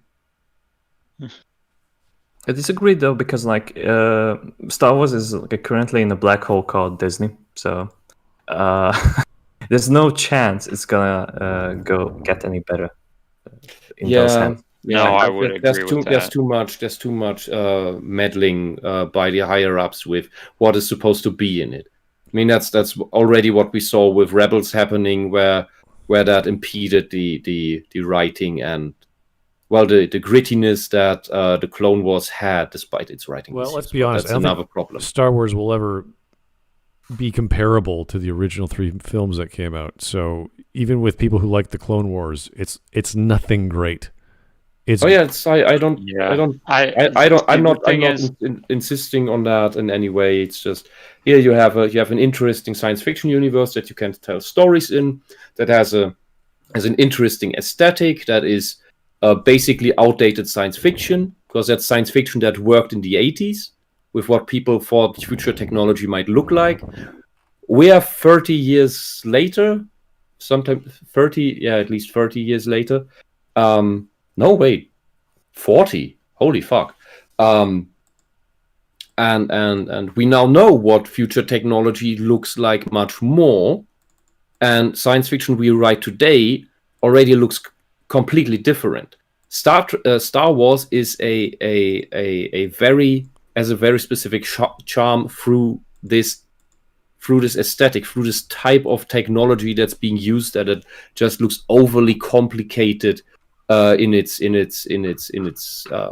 with all the appendages that certain gadgets have for the 2 or 3 buttons that the devices then have on them.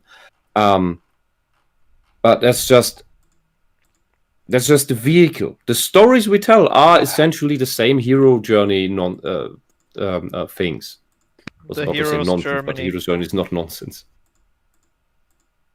Also, sorry about I'm dropping in and out and stuff. I've been trying to sort out food.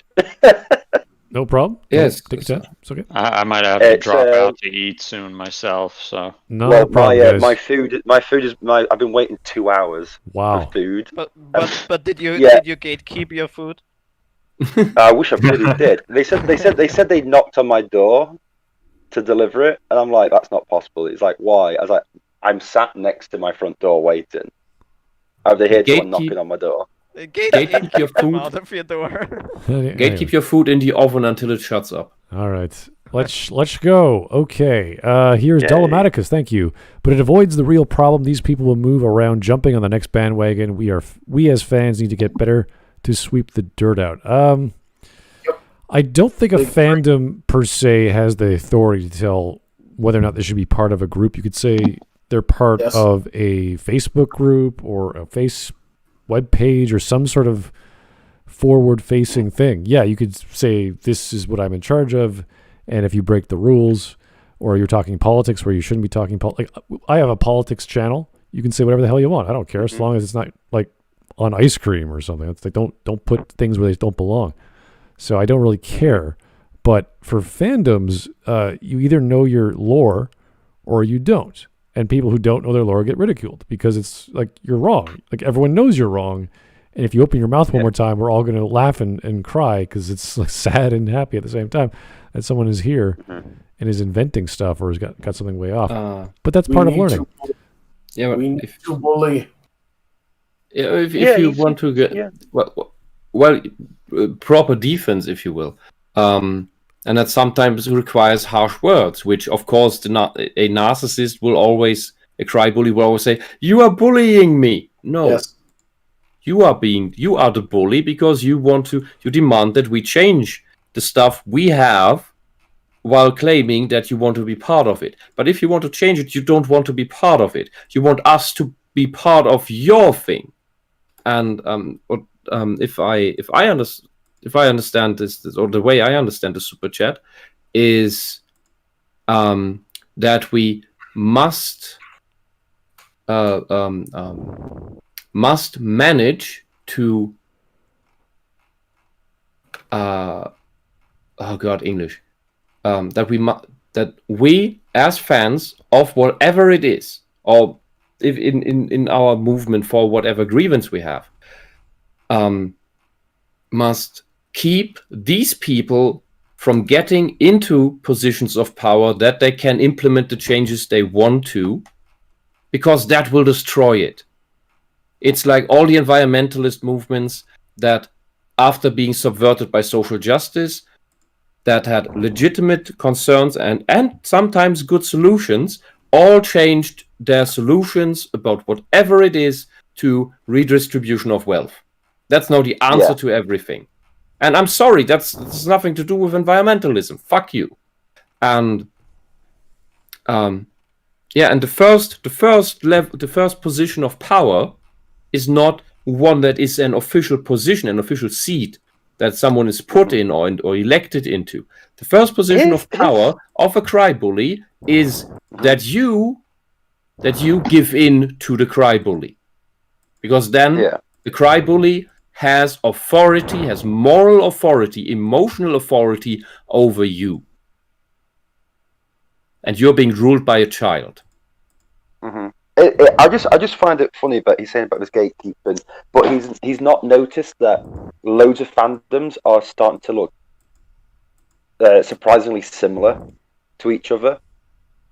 As in, it's always the same points. It's almost like the people wanting to push all these things are all reading from the same handbook. Because and it's really weird that I know they are, but what I'm saying is it's really weird that people can't see that. Yes, well. like I pointed out that he doesn't make the same connection with the bullying in the past with now. Like I don't understand why he doesn't see that as the same. Yeah, but it's like why is Star Wars, Dungeons and Dragons, I don't know, DC, Marvel, why are they all going through the exact same stuff? And it's like, well, because it's these people doing it, right? But these people aren't fans. They're outsiders who are all working together to make everything politically the same and all this sort of stuff. And people like Thor just can't. Yeah, but Thor can't understand it because he can't. I don't think he comprehends what's actually going on. I think he still believes that it's just nasty bullies bullying people. Yeah, and I'd say that is the case. That is the case. He doesn't see it because he's only looking in his own piece of interest. He's not looking in the others. He's not looking in Vampire. He's not looking in Magic the Gathering. He's not looking in Warhammer. He's not looking in certain video games. Yeah, I mean, he's just looking in Star Wars, and that's why he's not seeing it. It's the same thing. Yeah, we have trying to get Warhammer 40k, aren't they? Like doing similar stuff. Yeah, they're finally getting Games Workshop to pander to them. Which is it's taken longer than with other places, but they're finally getting some leeway. Yeah, but what I'm saying is, isn't it suspicious that these people who have done the exact same thing in all these other fandoms are now doing it to this one, and it's just destroyed fandoms in their wake. And he's going, yeah, but it's not for me to say whether you can be a fan. It's like, yeah, but you can try and stop these people whose only interest is destroying. Smart if you can show that. Sorry, what? I think you have a you can voice your opinion whether you think someone's a real fan or not because I'm serious. Not because no, I was you're trying to insult someone. Yeah, saw it. It's funny. I think not because you want to be mean, but because you are trying to unmask a deceiver. It's not about someone not being enough of a fan. It's that they are not fans at all. They are deceivers. They're not actually even interested in the product, show, game, whatever. All they're interested is what can I use now to push this political ideology, and that's what it always comes down to. It's all political propaganda, and all the SJWs are is just the SJW party pushing their politics, and that's it. It doesn't matter what it is or anything like that. You have to. It's not. Don't think of it like it's just a political movement, and the problem is in their eyes there is no. They're willing to just use everything as like cannon fodder for their movement, and their movement is literally sucking the joy out of everything. Yeah, and because it's purely utilitarian. Miserable and unhappy, so that they can have more control over you, and that's literally all it is. If they destroy all forms of entertainment, you've got no escapism. Yeah, and that is part of the culture war. That is part of the destructive, because the culture war is not about one culture winning. The culture war is for the socialists about destroying culture, because they see culture as a means not just of escapism, but also as one of the means that drive conflict between people. They want, in order to remove all conflict between people, they need to remove everything that could make anyone different from anyone else. And culture and interests and hobbies are part of that. You need to, you need to really think this through to the absolute end, because these people are insane. And they're not necessarily aware of where their ideas lead, because they are not thinking them through. They only see the superficial level that looks like a nice utopia. And the important equivalency here is that because with this Thor Skywalker here is most likely only looking into Star Wars and not looking into any of these other things. The same thing is, we look at Europe, look at all these nations. We have all language barriers between each other, so Germans are not checking French news unless you get something translated over. We're not checking Finnish news and Swedish news and their politics, because we have all these language barriers. The Anglosphere, with the US, Canada, Great Britain, and Australia and New Zealand, there's no language barrier. You can see each other's politics going on and see and are more likely to see that all the same things are going on there. And you can exchange your counter arguments as well if you would do it for once. Within Europe, you have all these language barriers. So we all just see, and we're not on the basic lingua franca, which is English. So we all just see the politics of our own country. We don't see what's going on outside. We don't see the social justice activism or the socialist activism in other countries. We don't see that there are the same problems happening, that there are the same policies happening. And the question, why is that? Why does this seem so coordinated? Well, the answer is very simple. Look up the organization called Socialist International. Socialist International is very old. I think past after World War II it was founded. I'm not entirely sure anymore, but it's very old. And all the socialist parties of the world are united in this organization that is never mentioned. They coordinate within that. In 2013, there was an offshoot of it because the German Social Democrats were part of that bloody thing, and the Social Democratic Chancellor Willy Brandt was president of that bloody thing. That should tell you what Social Democrats are really about. They are also just socialists. So in 2013, they had a disagreement offshoot called the Progressive Alliance, which took some members with it, and you look up both these, they're still about the same things. And you look up the member states of these two organizations, Socialist International and the Progressive Alliance, put the maps over each other, and you see they are everywhere. They're in every fucking country. The Democratic Party of the United States was part of Socialist International and is now part of the Progressive Alliance. Thereby, through this, and this is not just guilt by association, you are part of a socialist organization that is pushing for socialist progress, because that is what progressive means.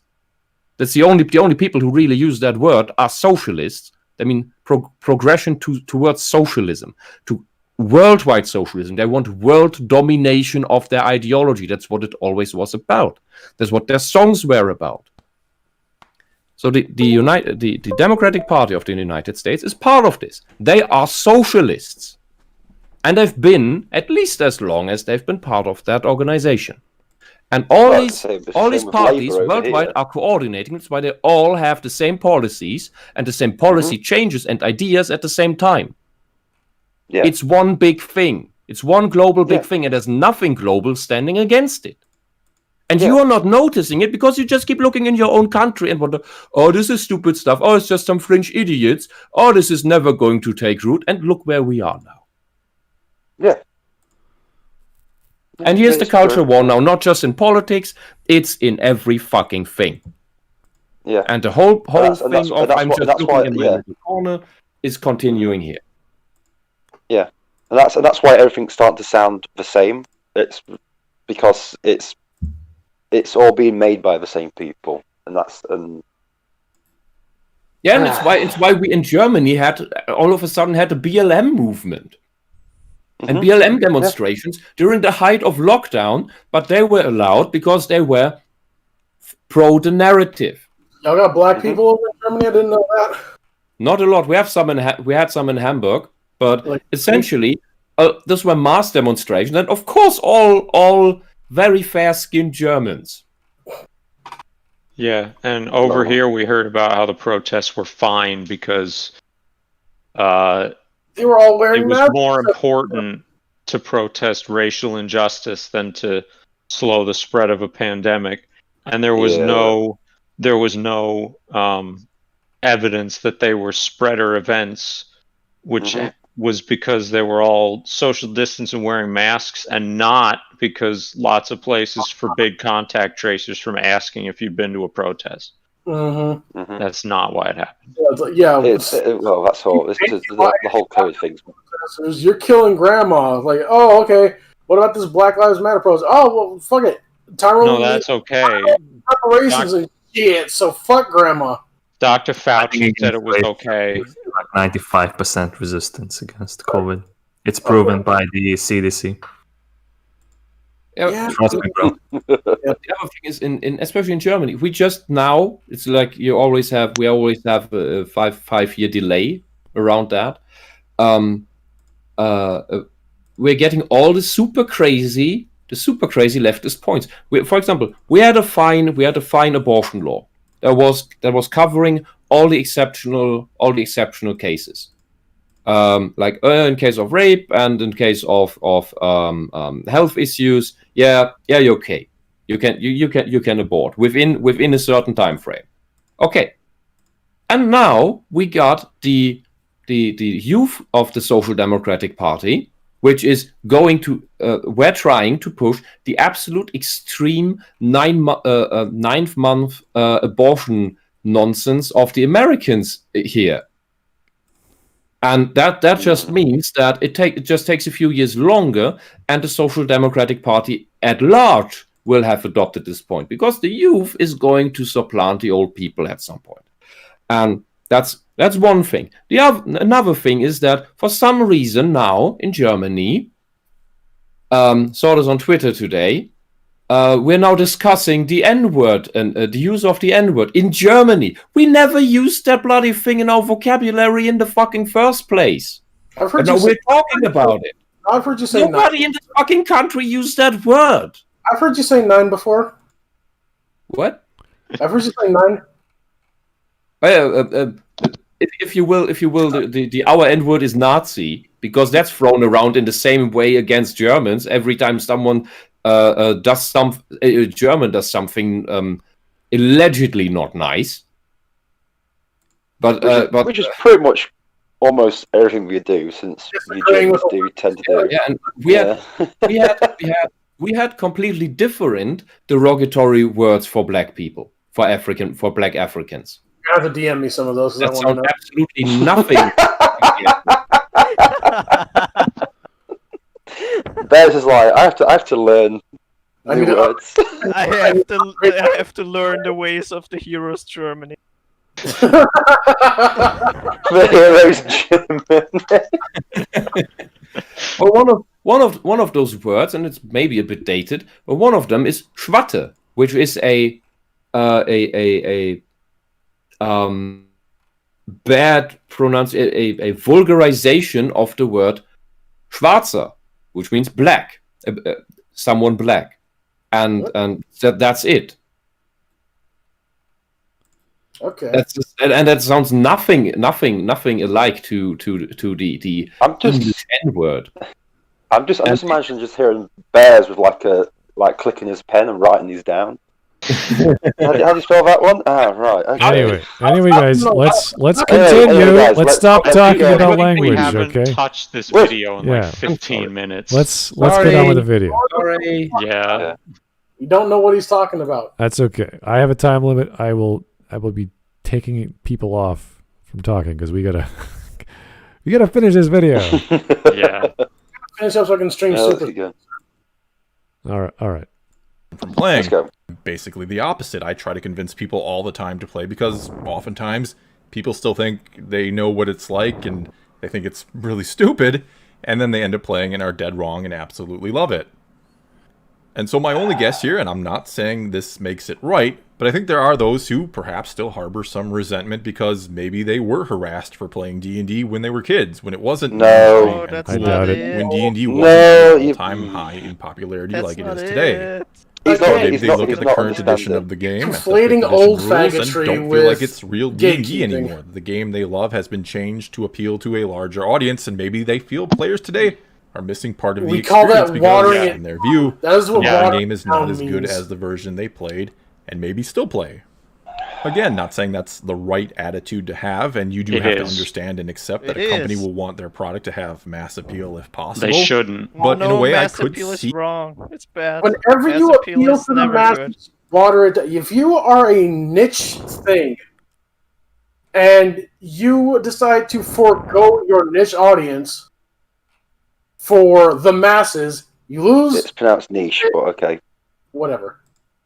You lose your core fan base, the people that give you money for the short-term gain of getting people who just flit around from thing to thing every fucking year, and then your property is going to fail. That is always what happens. If you try to appeal to everyone, it will appeal to nobody. Exactly. I don't know why. How many times this has to happen before people understand it? Yeah, Yes, but the thing and is, the more you try, The people that are already with the thing, they are with it because they like it for a reason, because it's different from other things. Yeah, but here's the thing. Why do It's you like, think? yeah, because they've changed some things. Yeah, and look how shit it is. Yeah. Yeah, but it's so that more people do it. Maybe because the old ones were good. Well, why can't the new stuff be good? Oh, because they're just pandering to a crowd that aren't actually interested in the game, or the show, or the Or the film. video game. Or- Think about Yeah. how homogenized AAA video games have become because they all want to appeal to everyone. Yeah, Yeah. they all go to shit, and they all suck. Also, They're all doing the same thing. how boring is it? Literally everything that comes out is boring. When Yeah, they start doing all this stuff, it just becomes so like you're just like I'm not gripped by this. I'm just It's pointless. not interested. Yeah, and it everything becomes- becomes It's the like same. it's like the bare minimum, and nothing is doing like something unique or something new. It's like because grey. It's maybe like it will appeal to everything is someone. grey. Everything is Yeah. grey. Even with all the Everything colours they ends have, up- everything is grey. And it's just Everything like, ends up a mile wide and an inch deep because Yeah. you want to have everything for everyone, and you end up appealing to nobody. Yeah, and Yeah. that's not just true in media and trying to sell a product. That is, I'm sorry, also again true in politics, because our big parties in Germany both try to fish in each other's waters, and it almost killed both. Yeah. I Well, think the that's reason thing, why yeah. Thor doesn't understand this is because he still likes things that try to mass appeal. Like I think he liked the Captain Marvel, he likes the Winter Soldier Falcon thing. Like he still likes those things, and I think that's why he can't see what's happening. Yeah. So he's a normie is what you're saying. You know what is Basically, he's a I'm all right, Jack sort of person. It's fine for me, he's so I like- don't he's understand like, why oh, everyone's that's fine. complaining. I like it, so it's gotta be good, right? Because Yeah. I like it. I mean, and I know everything's going down this exact same route, and all that. But who are we to stop new people? It's not about stopping new people. It's about stopping people who just go in to destroy the franchises. And it's like, and that's Also, you that's the thing. can't stop People them keep anyways. If someone is gonna buy something, they're gonna buy it. It's not like you're gonna be Yeah. there and stop them. Yeah. Like it's like I said the example with the no, you can't play this. Like who does it? You can't do that. What you can do Yeah. is like make them like turn down their stupid arguments to change. That's what you Yeah. can do. It's stopping these people who all they do in this franchise is push change. They don't talk about anything else. They don't talk about what they enjoyed about a thing or what they liked. It's just I want this, I want that, I want that. And it's like we don't want these people because real fans and real people who enjoyed the things wouldn't just be constantly going on about we want this, we want more inclusive. It's like, well, what do you enjoy about it? What do you like about it? Do you know what I mean? It's like with Star Wars. You ask a lot of these people who like Star Wars, what do you like about the sequel trilogy? They can't really tell you that much. Raylo, like Raylo so much. No, but brutally honest, it's like, oh, Raylo. It's like, really? And they're like, I said, well, what do you like about it? Well, I don't know. Well, then why do you like it? And it's the fact that they don't actually like it, but those are just talking points. but they can use, Yeah, they can exactly. fall back It's all onto. surface level. It's all Yeah. like they say a thing, but they can't elaborate on it. Yeah, if you like something, you should be able to explain why you liked the thing. It's really simply. All right, At a basic level. But sorry, yeah. Let's go.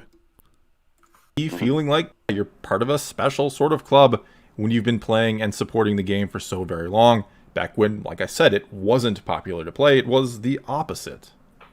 I'd also imagine some Star Wars fans feel very similar, and some clearly do when you look at this tweet. Maybe this person has been a Star Wars fan for years, since long before Disney took over, and they're not happy about how they've managed it, how Disney has managed it, and they find it frustrating that all these quote-unquote new fans seem to like things about it that they don't, and they support all these things, that's not and it. Disney just keeps pumping out content of inferior quality, they feel. No, maybe they're annoyed that there are those fans. Inferior quality objectively. Like, the only thing that's better is maybe the special effects. Not even those. Yeah, I'd argue not even those sometimes. It's just bad. Like, yeah. Like, and he keeps talking about things like, yeah, of course these people are going to be frustrated. They are the ones that made this thing popular in the first place. They are the ones that kept it afloat. Without them, this thing would not exist. I can't believe he every other IP that has failed. He actually made the EFAB villain argument of they just don't want the like the thing, but that's no one says that. We don't say you can't like this thing. No one does that. No one does that. Yeah. We're just saying it's bad, and we want the old stuff that was better. We don't want this, but we're not going to the people and saying you can't like this. Once again, he is conflating old fags with gatekeeping. Yeah, it's frustrating that he doesn't understand it. Only watching it for the most surface level stuff, like how cute Grogu is, which is a category my friend's wife actually falls into. One of those friends I've been playing D&D with all these years. Yeah, but your friend's wife shouldn't be in control of Lucasfilm. Was mad when Luke came and took her away. She was the only person not cheering at that moment, and she has no intent to watch season 3 of the show unless Grogu comes back. Yes, which is why she shouldn't be in charge of Lucasfilm. Thor, are you actually defending this person? It's kind of people that we make jokes of. Like. No, I'm not. Well, sometimes I remember people who liked games as a result of one character being cute. And I remember that from Final Fantasy IX to the point where they made VV, not action figures, but keychains or whatever reason, girls tied into that VV character. And Final Fantasy IX is a streamlined version of the Final Fantasy series, but I think that's the general idea for Final Fantasy. It's always been a generic fantasy JRPG experience. So getting people into that RPG is not like, they're like, it's just a fun thing for them to experience. But beyond that, they didn't really get into like 12 very much. They might have played 10 because graphics and voice acting and other stuff like that. But they identify with 9 a lot easier because of the cuteness and the art style and the whatever cel-shaded PS2 effects. So that is not inherently a bad thing to attract people who like certain things. But the nature of Final Fantasy is it changes itself every time. It always reinvents itself. So 8 was edgy. 7 was not post-apocalyptic. It was a eco-terrorist story or whatever. So they have all these different elements and all these similar tropes they have as a result of reinventing themselves. They keep the lore of magic or crystals or what have you. So it's a loosely connected, highly transformable art form. And in that regard, it doesn't really matter because it's different. And we'll make arguments like, Final Fantasy 6 is way superior than Final Fantasy 7. And 7 had more people and more money and more technology and more time spent making it, and it's more popular, therefore. It's like, yes. And now it's become this action turn. What is it? Action, what do you even call those? Beat 'em up, I guess, with magic systems and cutscenes and voice acting and all this other junk. And we still haven't gotten the full game. RPG? I guess it's an action RPG, yeah, pretty much. But it's not the full game. We were waiting, 8 years, 10 years for this Final Fantasy VII remake? And it's not even the full game. And we're waiting for the next iteration, which is going to be the next chapter. And it's just like, this is silly. 15 actually. 15 years? Yeah, it's crazy. Because they showed a demo of that shit before the PS3 came out on E3. So yeah. Now you could argue that's just SquareSoft Enix being lazy in its own work ethic, as they've screwed up many experiences as well. But it's working for them, I guess. I mean, people seem to like it. The hardcore fans seem to love it. I'm sort of ambivalent. I'm like, it's fine. I'm not going to play it, but it looks fine. If you really, really like Final Fantasy VII, you're going to enjoy it, I'm sure. So it's almost like a niche thing for the masses, because that's what got people into playing PlayStation games. They say, I'm not into RPGs, but I saw Final Fantasy VII on the PS1. I was like, I got to play that because I love the graphics, which is a very, silly reason to play a game, but it attracted people. And with that came storytelling and turn-based battle and all this other crap. So they got into it as a result. They didn't get into Final Fantasy VI, though, for whatever reason, even though I think that's a much more fun game and a much more personal story. But these things, I mean, who knows what someone's going to appeal to? But that's the nature of the format. It's not specific to, like, let's say, Warhammer, which is very specific. So different strokes. And if it's something that is designed to be a blockbuster, like the Final Fantasy series, I can understand it. But not everything is going to be a blockbuster Halo experience or Call of Duty, or I guess even BioWare you could say is a AAA experience as well. But Gears of Duty, Halo Advance effect. There's going to be third-person cutscenes with voice acting, with fully voiced, articulated talking heads and all kinds of stuff. Mm-hmm. So, but as we said before, some good news. My food's arrived, by the way. Alrighty, 3 hours late. Let's get this thing over with. It took 3 hours. It's a party now. Okay. But yes, as we said, like Thor's friend's wife, like it's fine that she likes Star Wars only because like Baby Yoda is cute. All we're saying is she shouldn't be in a position of power with that mindset. Yeah, she shouldn't That's have all any we're kind of. saying. She should not be here determining the creative direction of the franchise. Yes, she shouldn't make any decisions if that's why. Right. She can totally enjoy it just for that reason. She just shouldn't be able to like, dictate it for the rest there of is us. There is positive versions of that, I would argue, like say the Shin Megami Tensei series or the Persona series, because it's so popular, but it's also very niche. It's kind of interesting in that Persona 3, 4, and 5 all have iterations of dancing games, of, I guess, some fighting games, and there's the Q, which is just an amalgamation of all of them, the Q games.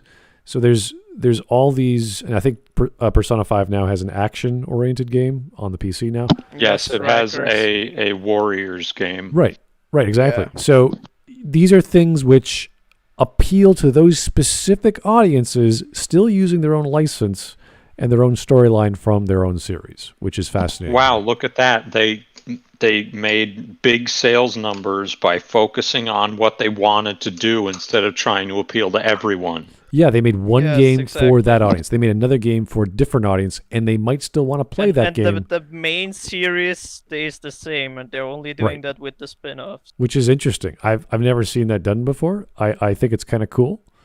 But Mario does that as well, I guess, I assume, because Mario's the generic, plucky, bouncy, red guy. I remember seeing a post, like a thread on Twitter once. I don't remember who wrote it, but he talked about how once you start discussing a fandom for anything, it's usually the sign of a property in decline, because a successful property people are just fans of. They are not part of the fandom. And he specifically used Mario because he said, look at Mario. Every Mario game is constantly a top seller. All of them. Super Mario Odyssey is still the hottest game every Christmas since it came out. But you never hear anyone talk about the Mario fandom. There's plenty of people who are fans of Mario, but you never hear about the fandom because there's no Mario fandom drama. I don't know. I think the nature of Mario games, unless you're talking about the RPG or a Paper Mario, because those are actual, RPGs with storylines and characters. I think it's just that there's not much to talk about. Yeah, exactly. It's party Yeah. games, it's adventure games, and there's platforming games, and that's it. It's Yeah, like but then you look Castlevania. at the Sonic fan base. It's complete opposite. I don't know about that. The other one was Sonic's last good game. Edgy the Hedgy. Yeah. So I would agree with that quote, but extend it to this. The fandom is talked about also when it is under attack. Yes. Yeah. Yeah, I'd agree with that. Yeah. All right. Here is Roan Narushin. Hey, as a fan of the OG Final Fantasy VII, I was disappointed and annoyed with how the remake turned out. There are many things I have reservations about with the remake, but the overall general experience was the music was done exceptionally well, the art was done very well, and that is usually enough for most people because that's what they liked the original game for on the on the PlayStation 1. And they've been asking and asking and asking for it for so long. So if they change a game mechanic here, or they change Tifa's bust size or dress or whatever, they're not going to be annoyed that much.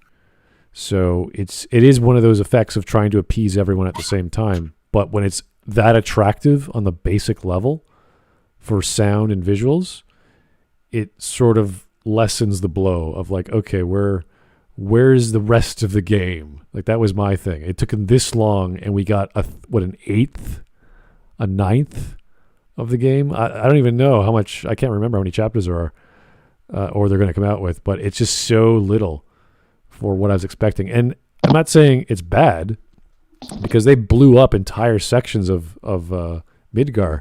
There's so many things to do now, but that's no longer Final Fantasy VII. They're doing something else now. And that's what because now it's its own beast, and it's become this is a argument you make in software development. It's just has grown so big beyond what it was designed. It's no longer feature creep. It's just a monster. It's this giant creature that I don't know what's going to happen with it, because it's just too big. And when's this thing going to be finished? Another 20 years? 30 years? I don't know. It'll be finished. They'll be launching the last chapter of the remake on the PS7. Yeah, who knows? That's an ongoing joke, though, with the Final Fantasy series, is that Final Fantasy 36 will be coming out on the PS12 or whatever. It's like, what? Probably. Yeah. Anyway, that's good. Yeah, the problem is Final Fantasy VII will be coming out on the PS12. Yeah, exactly.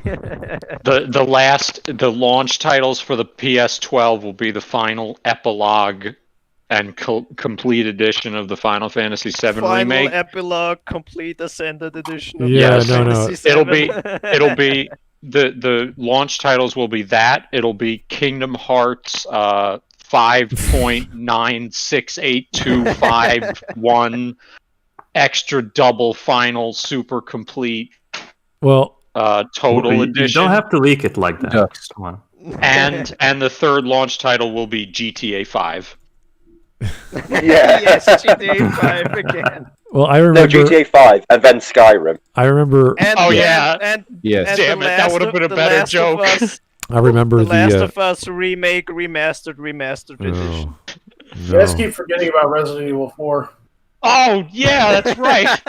Well, if you guys remember the release or attempted release of Final Fantasy 15 versus Crystal Novalis, whatever bullshit, and they keep changing the title. What? It was 13, yeah. That was versus, and then it turned into 15. Then it turned to 15. Yeah, I know. It kept changing the title, and then it finally came out. It was this. I don't know if you guys played 15, but don't worry about it.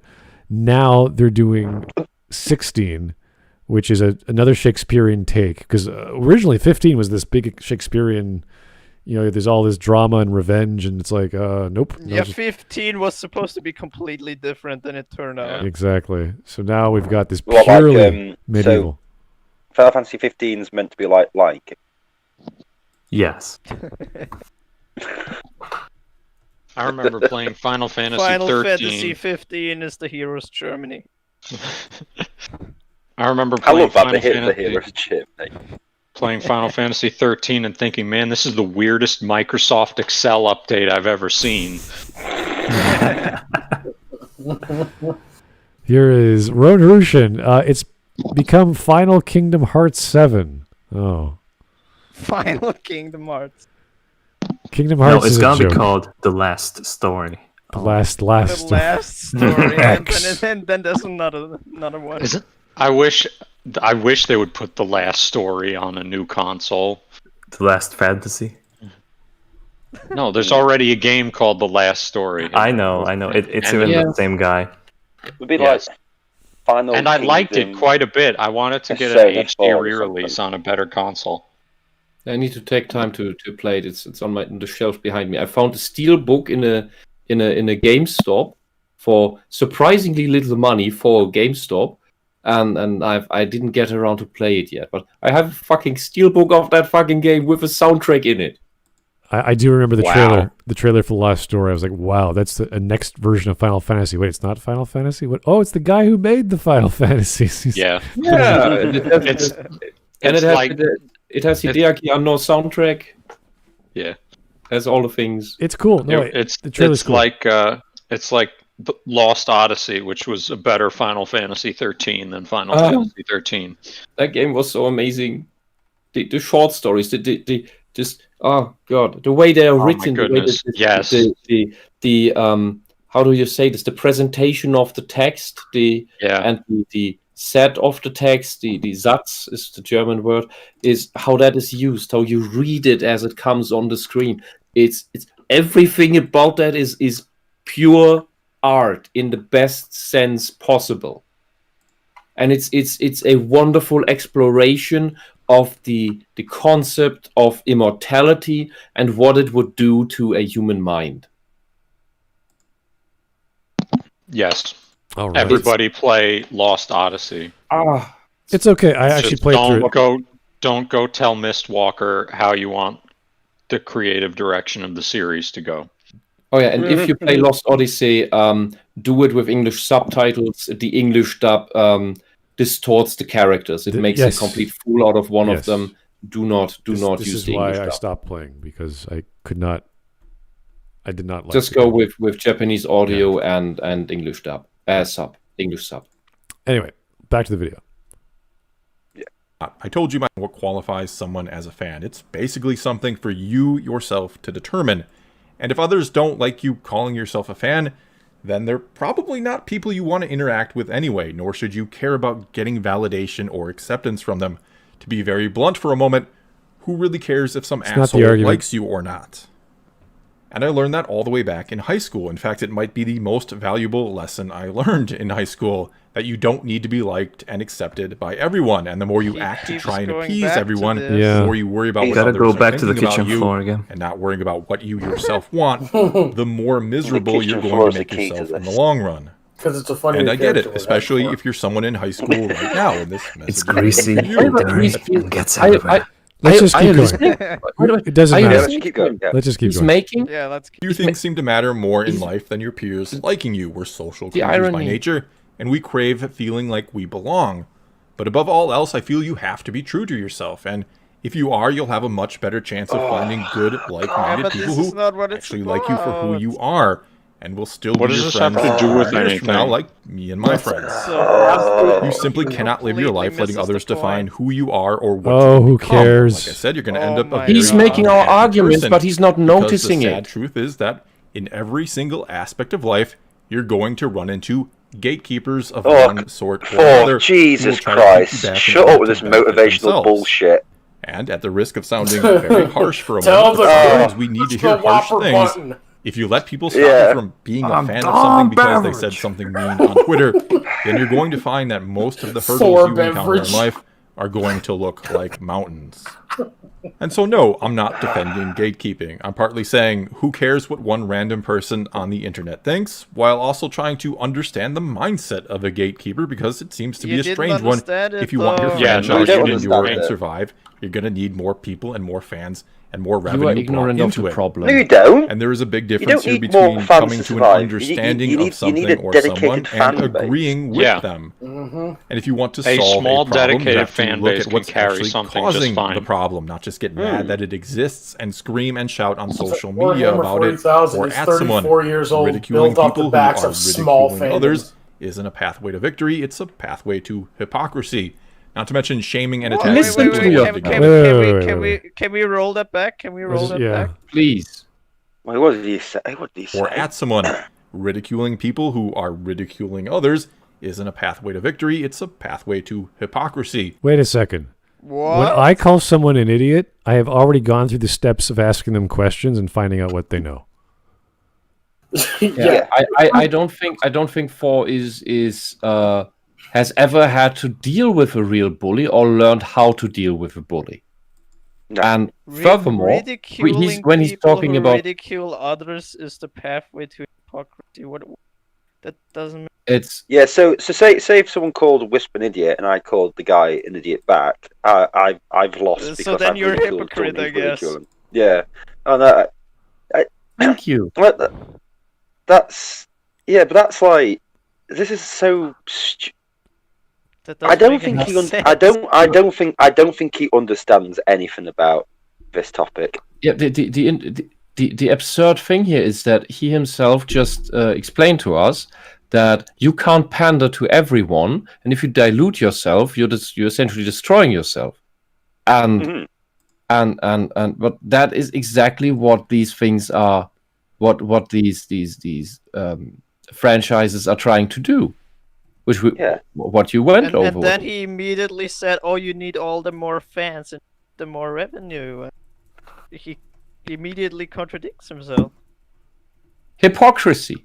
I think the problem is he's saying all this stuff through the lens of his high school years. I think with this video he's reverted back to him being in high school again.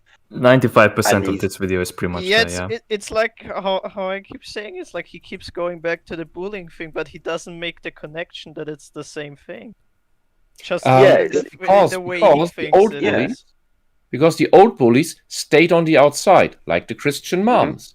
But the new bullies are coming on the inside and make it look like, oh, they want to play with me.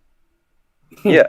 But they just steal all the toys and you're left with break them, and then once they've broken your toys, and once you've let go of your toys, they lose interest and go away.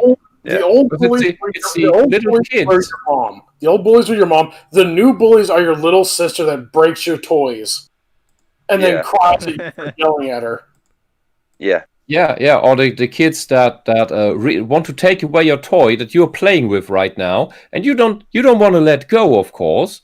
And then the adult comes into the room and says, "Oh, let them play with it too. You have to share." And then the asshole kid gets your toy, and then gets disinterested because it wasn't about the toy. It wasn't about taking away something. It was about dominance. Destroyed, and you're like left with nothing. Yeah, they don't even. I don't want this anymore. It out the window. Like, what the fuck was that about? Yeah, well, what just happened? Why? So yeah. All right. So he's obviously taking a different approach than we are. That's fine. That's fine. I'd say he's the naive nerd I was talking about in the beginning.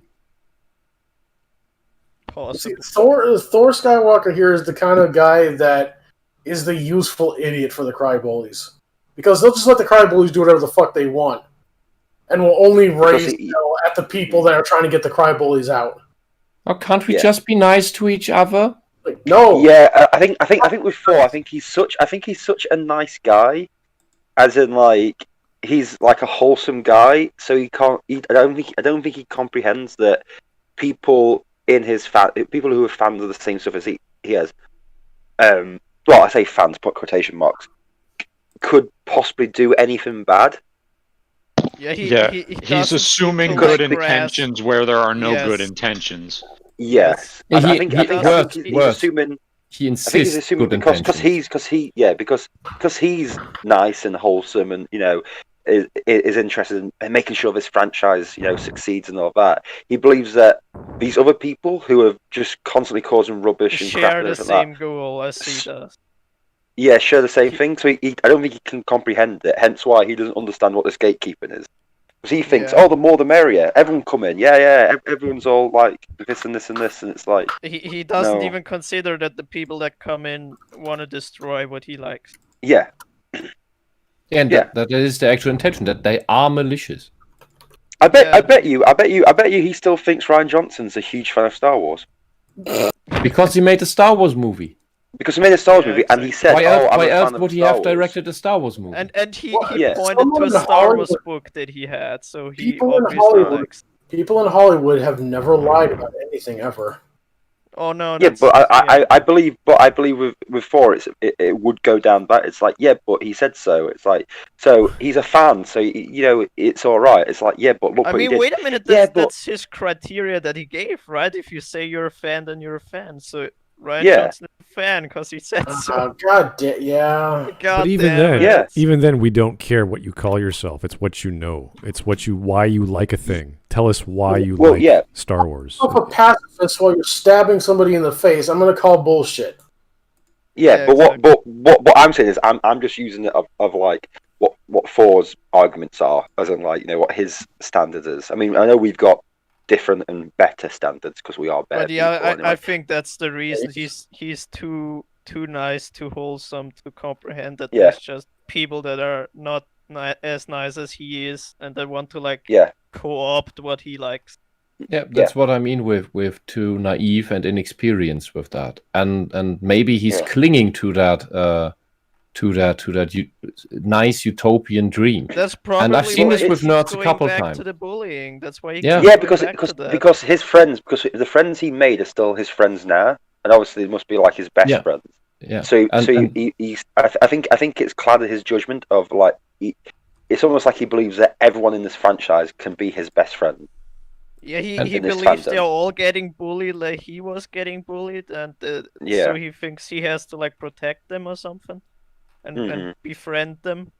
When in reality they're like, who the fuck's this Thor Skywalker bloke? He's a right fucking nerd. Like, we'll get rid of him. We'll just say something about him soon, and Yeah, but I mean, is it useful? You could say he's protecting predators because he mistakes them for victims.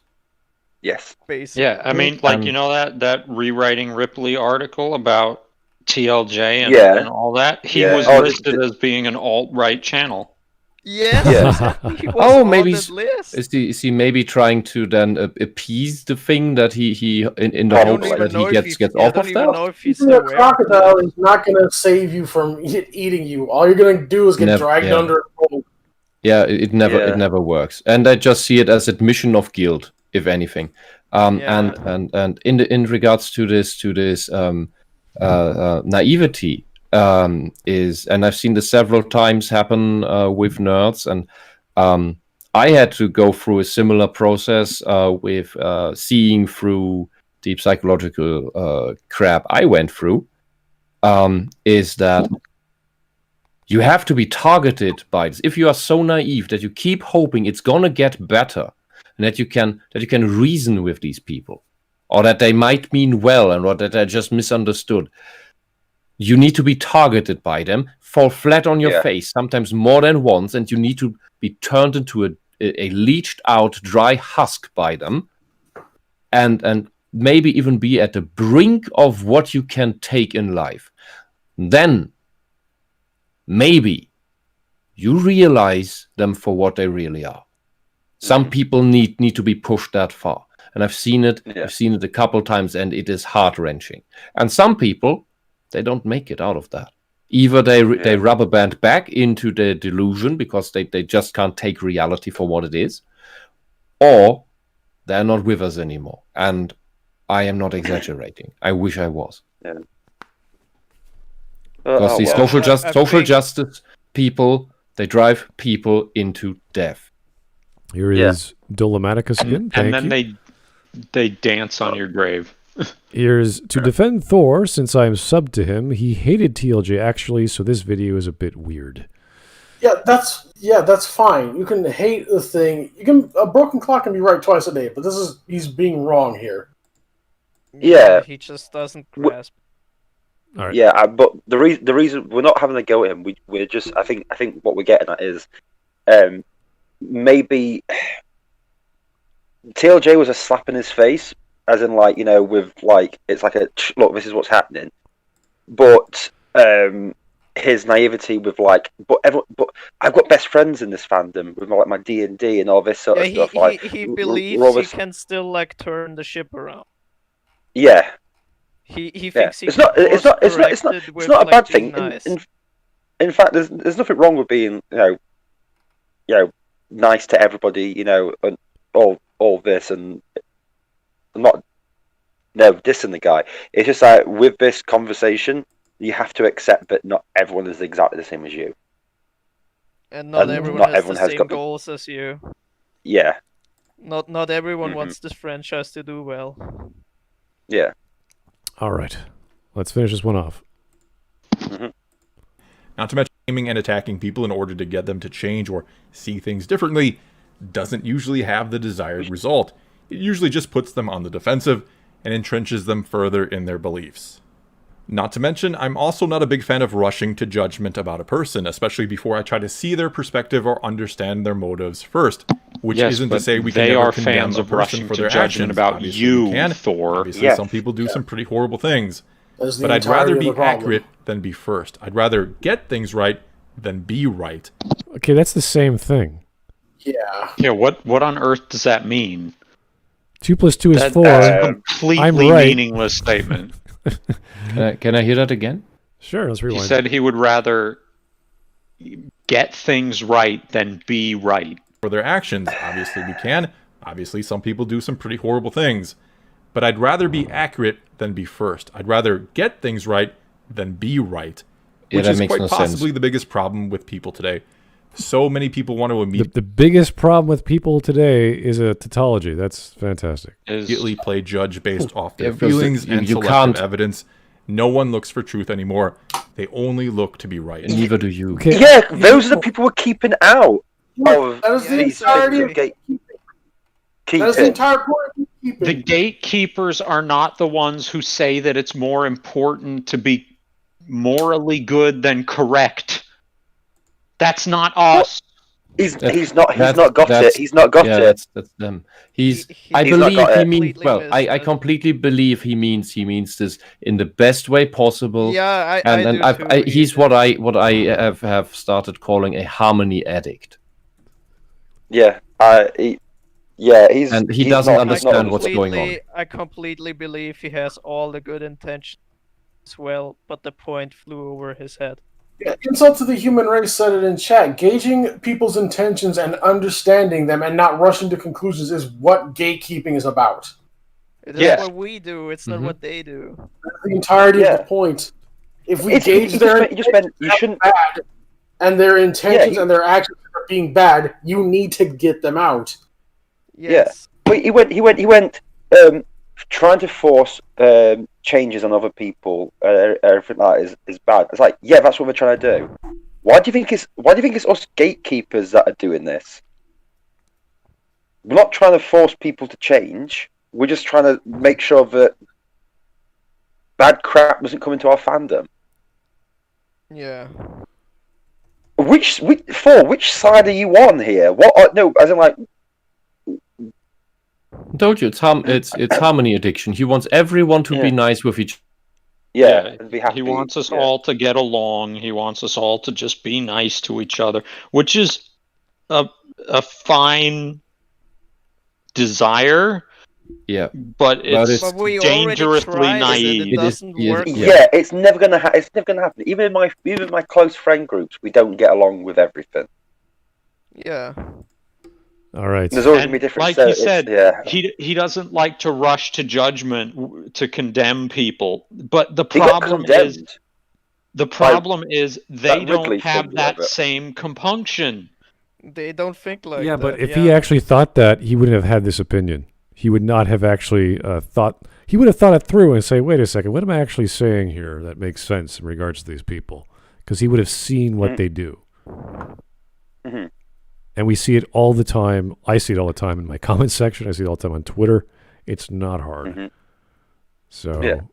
Well, it's just baffling that like someone like with his experience, because like he has been doing videos for like quite a while, and he has been through like the TLJ hate wave as well. So he should have been like aware of these things himself. I think it might be because of exactly that attitude, that he's like so mild that he doesn't get all the backlash from these people that everyone else gets.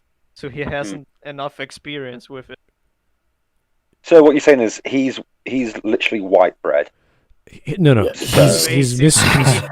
He's misunderstanding what the problem is. He's invented his own definition of gatekeeping.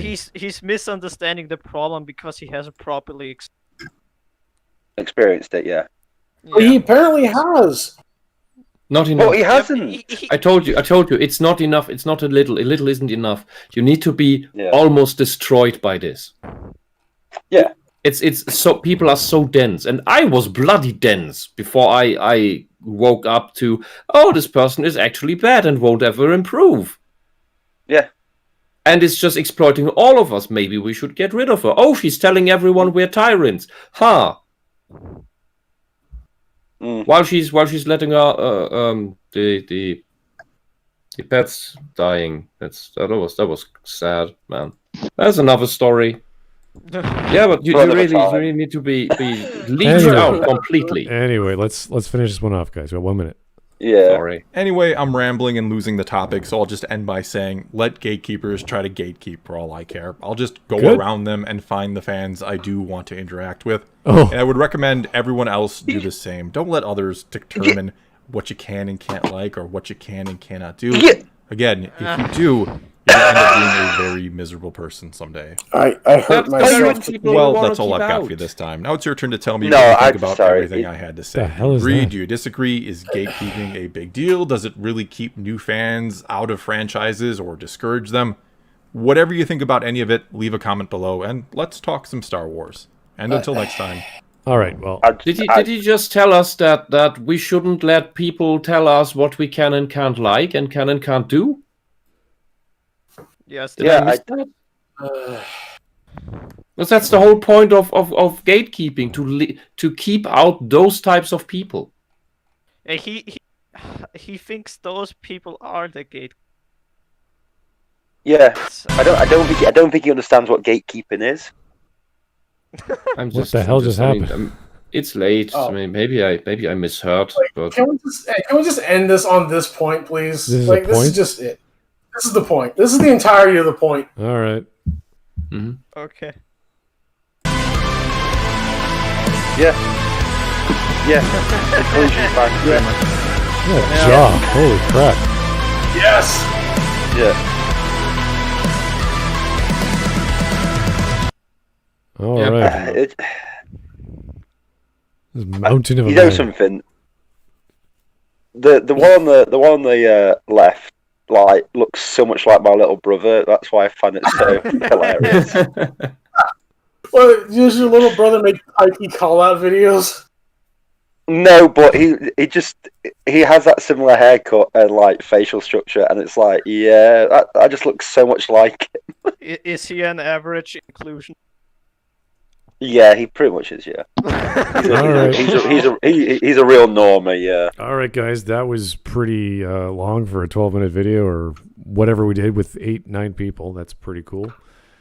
Oh, Yeah. didn't know you guys That were going to was- enjoy it so much, but thank you. That was great. I Well, don't want to call that. Not like really. a I was more terrible- waiting for my food. Yeah, okay. I think we all have a lot of You frustration gatekeep about your this food. very topic. Yeah, I don't know. Yeah. I don't want to call that like a terrible video. I think it was a No. video Mhm. made completely in earnest.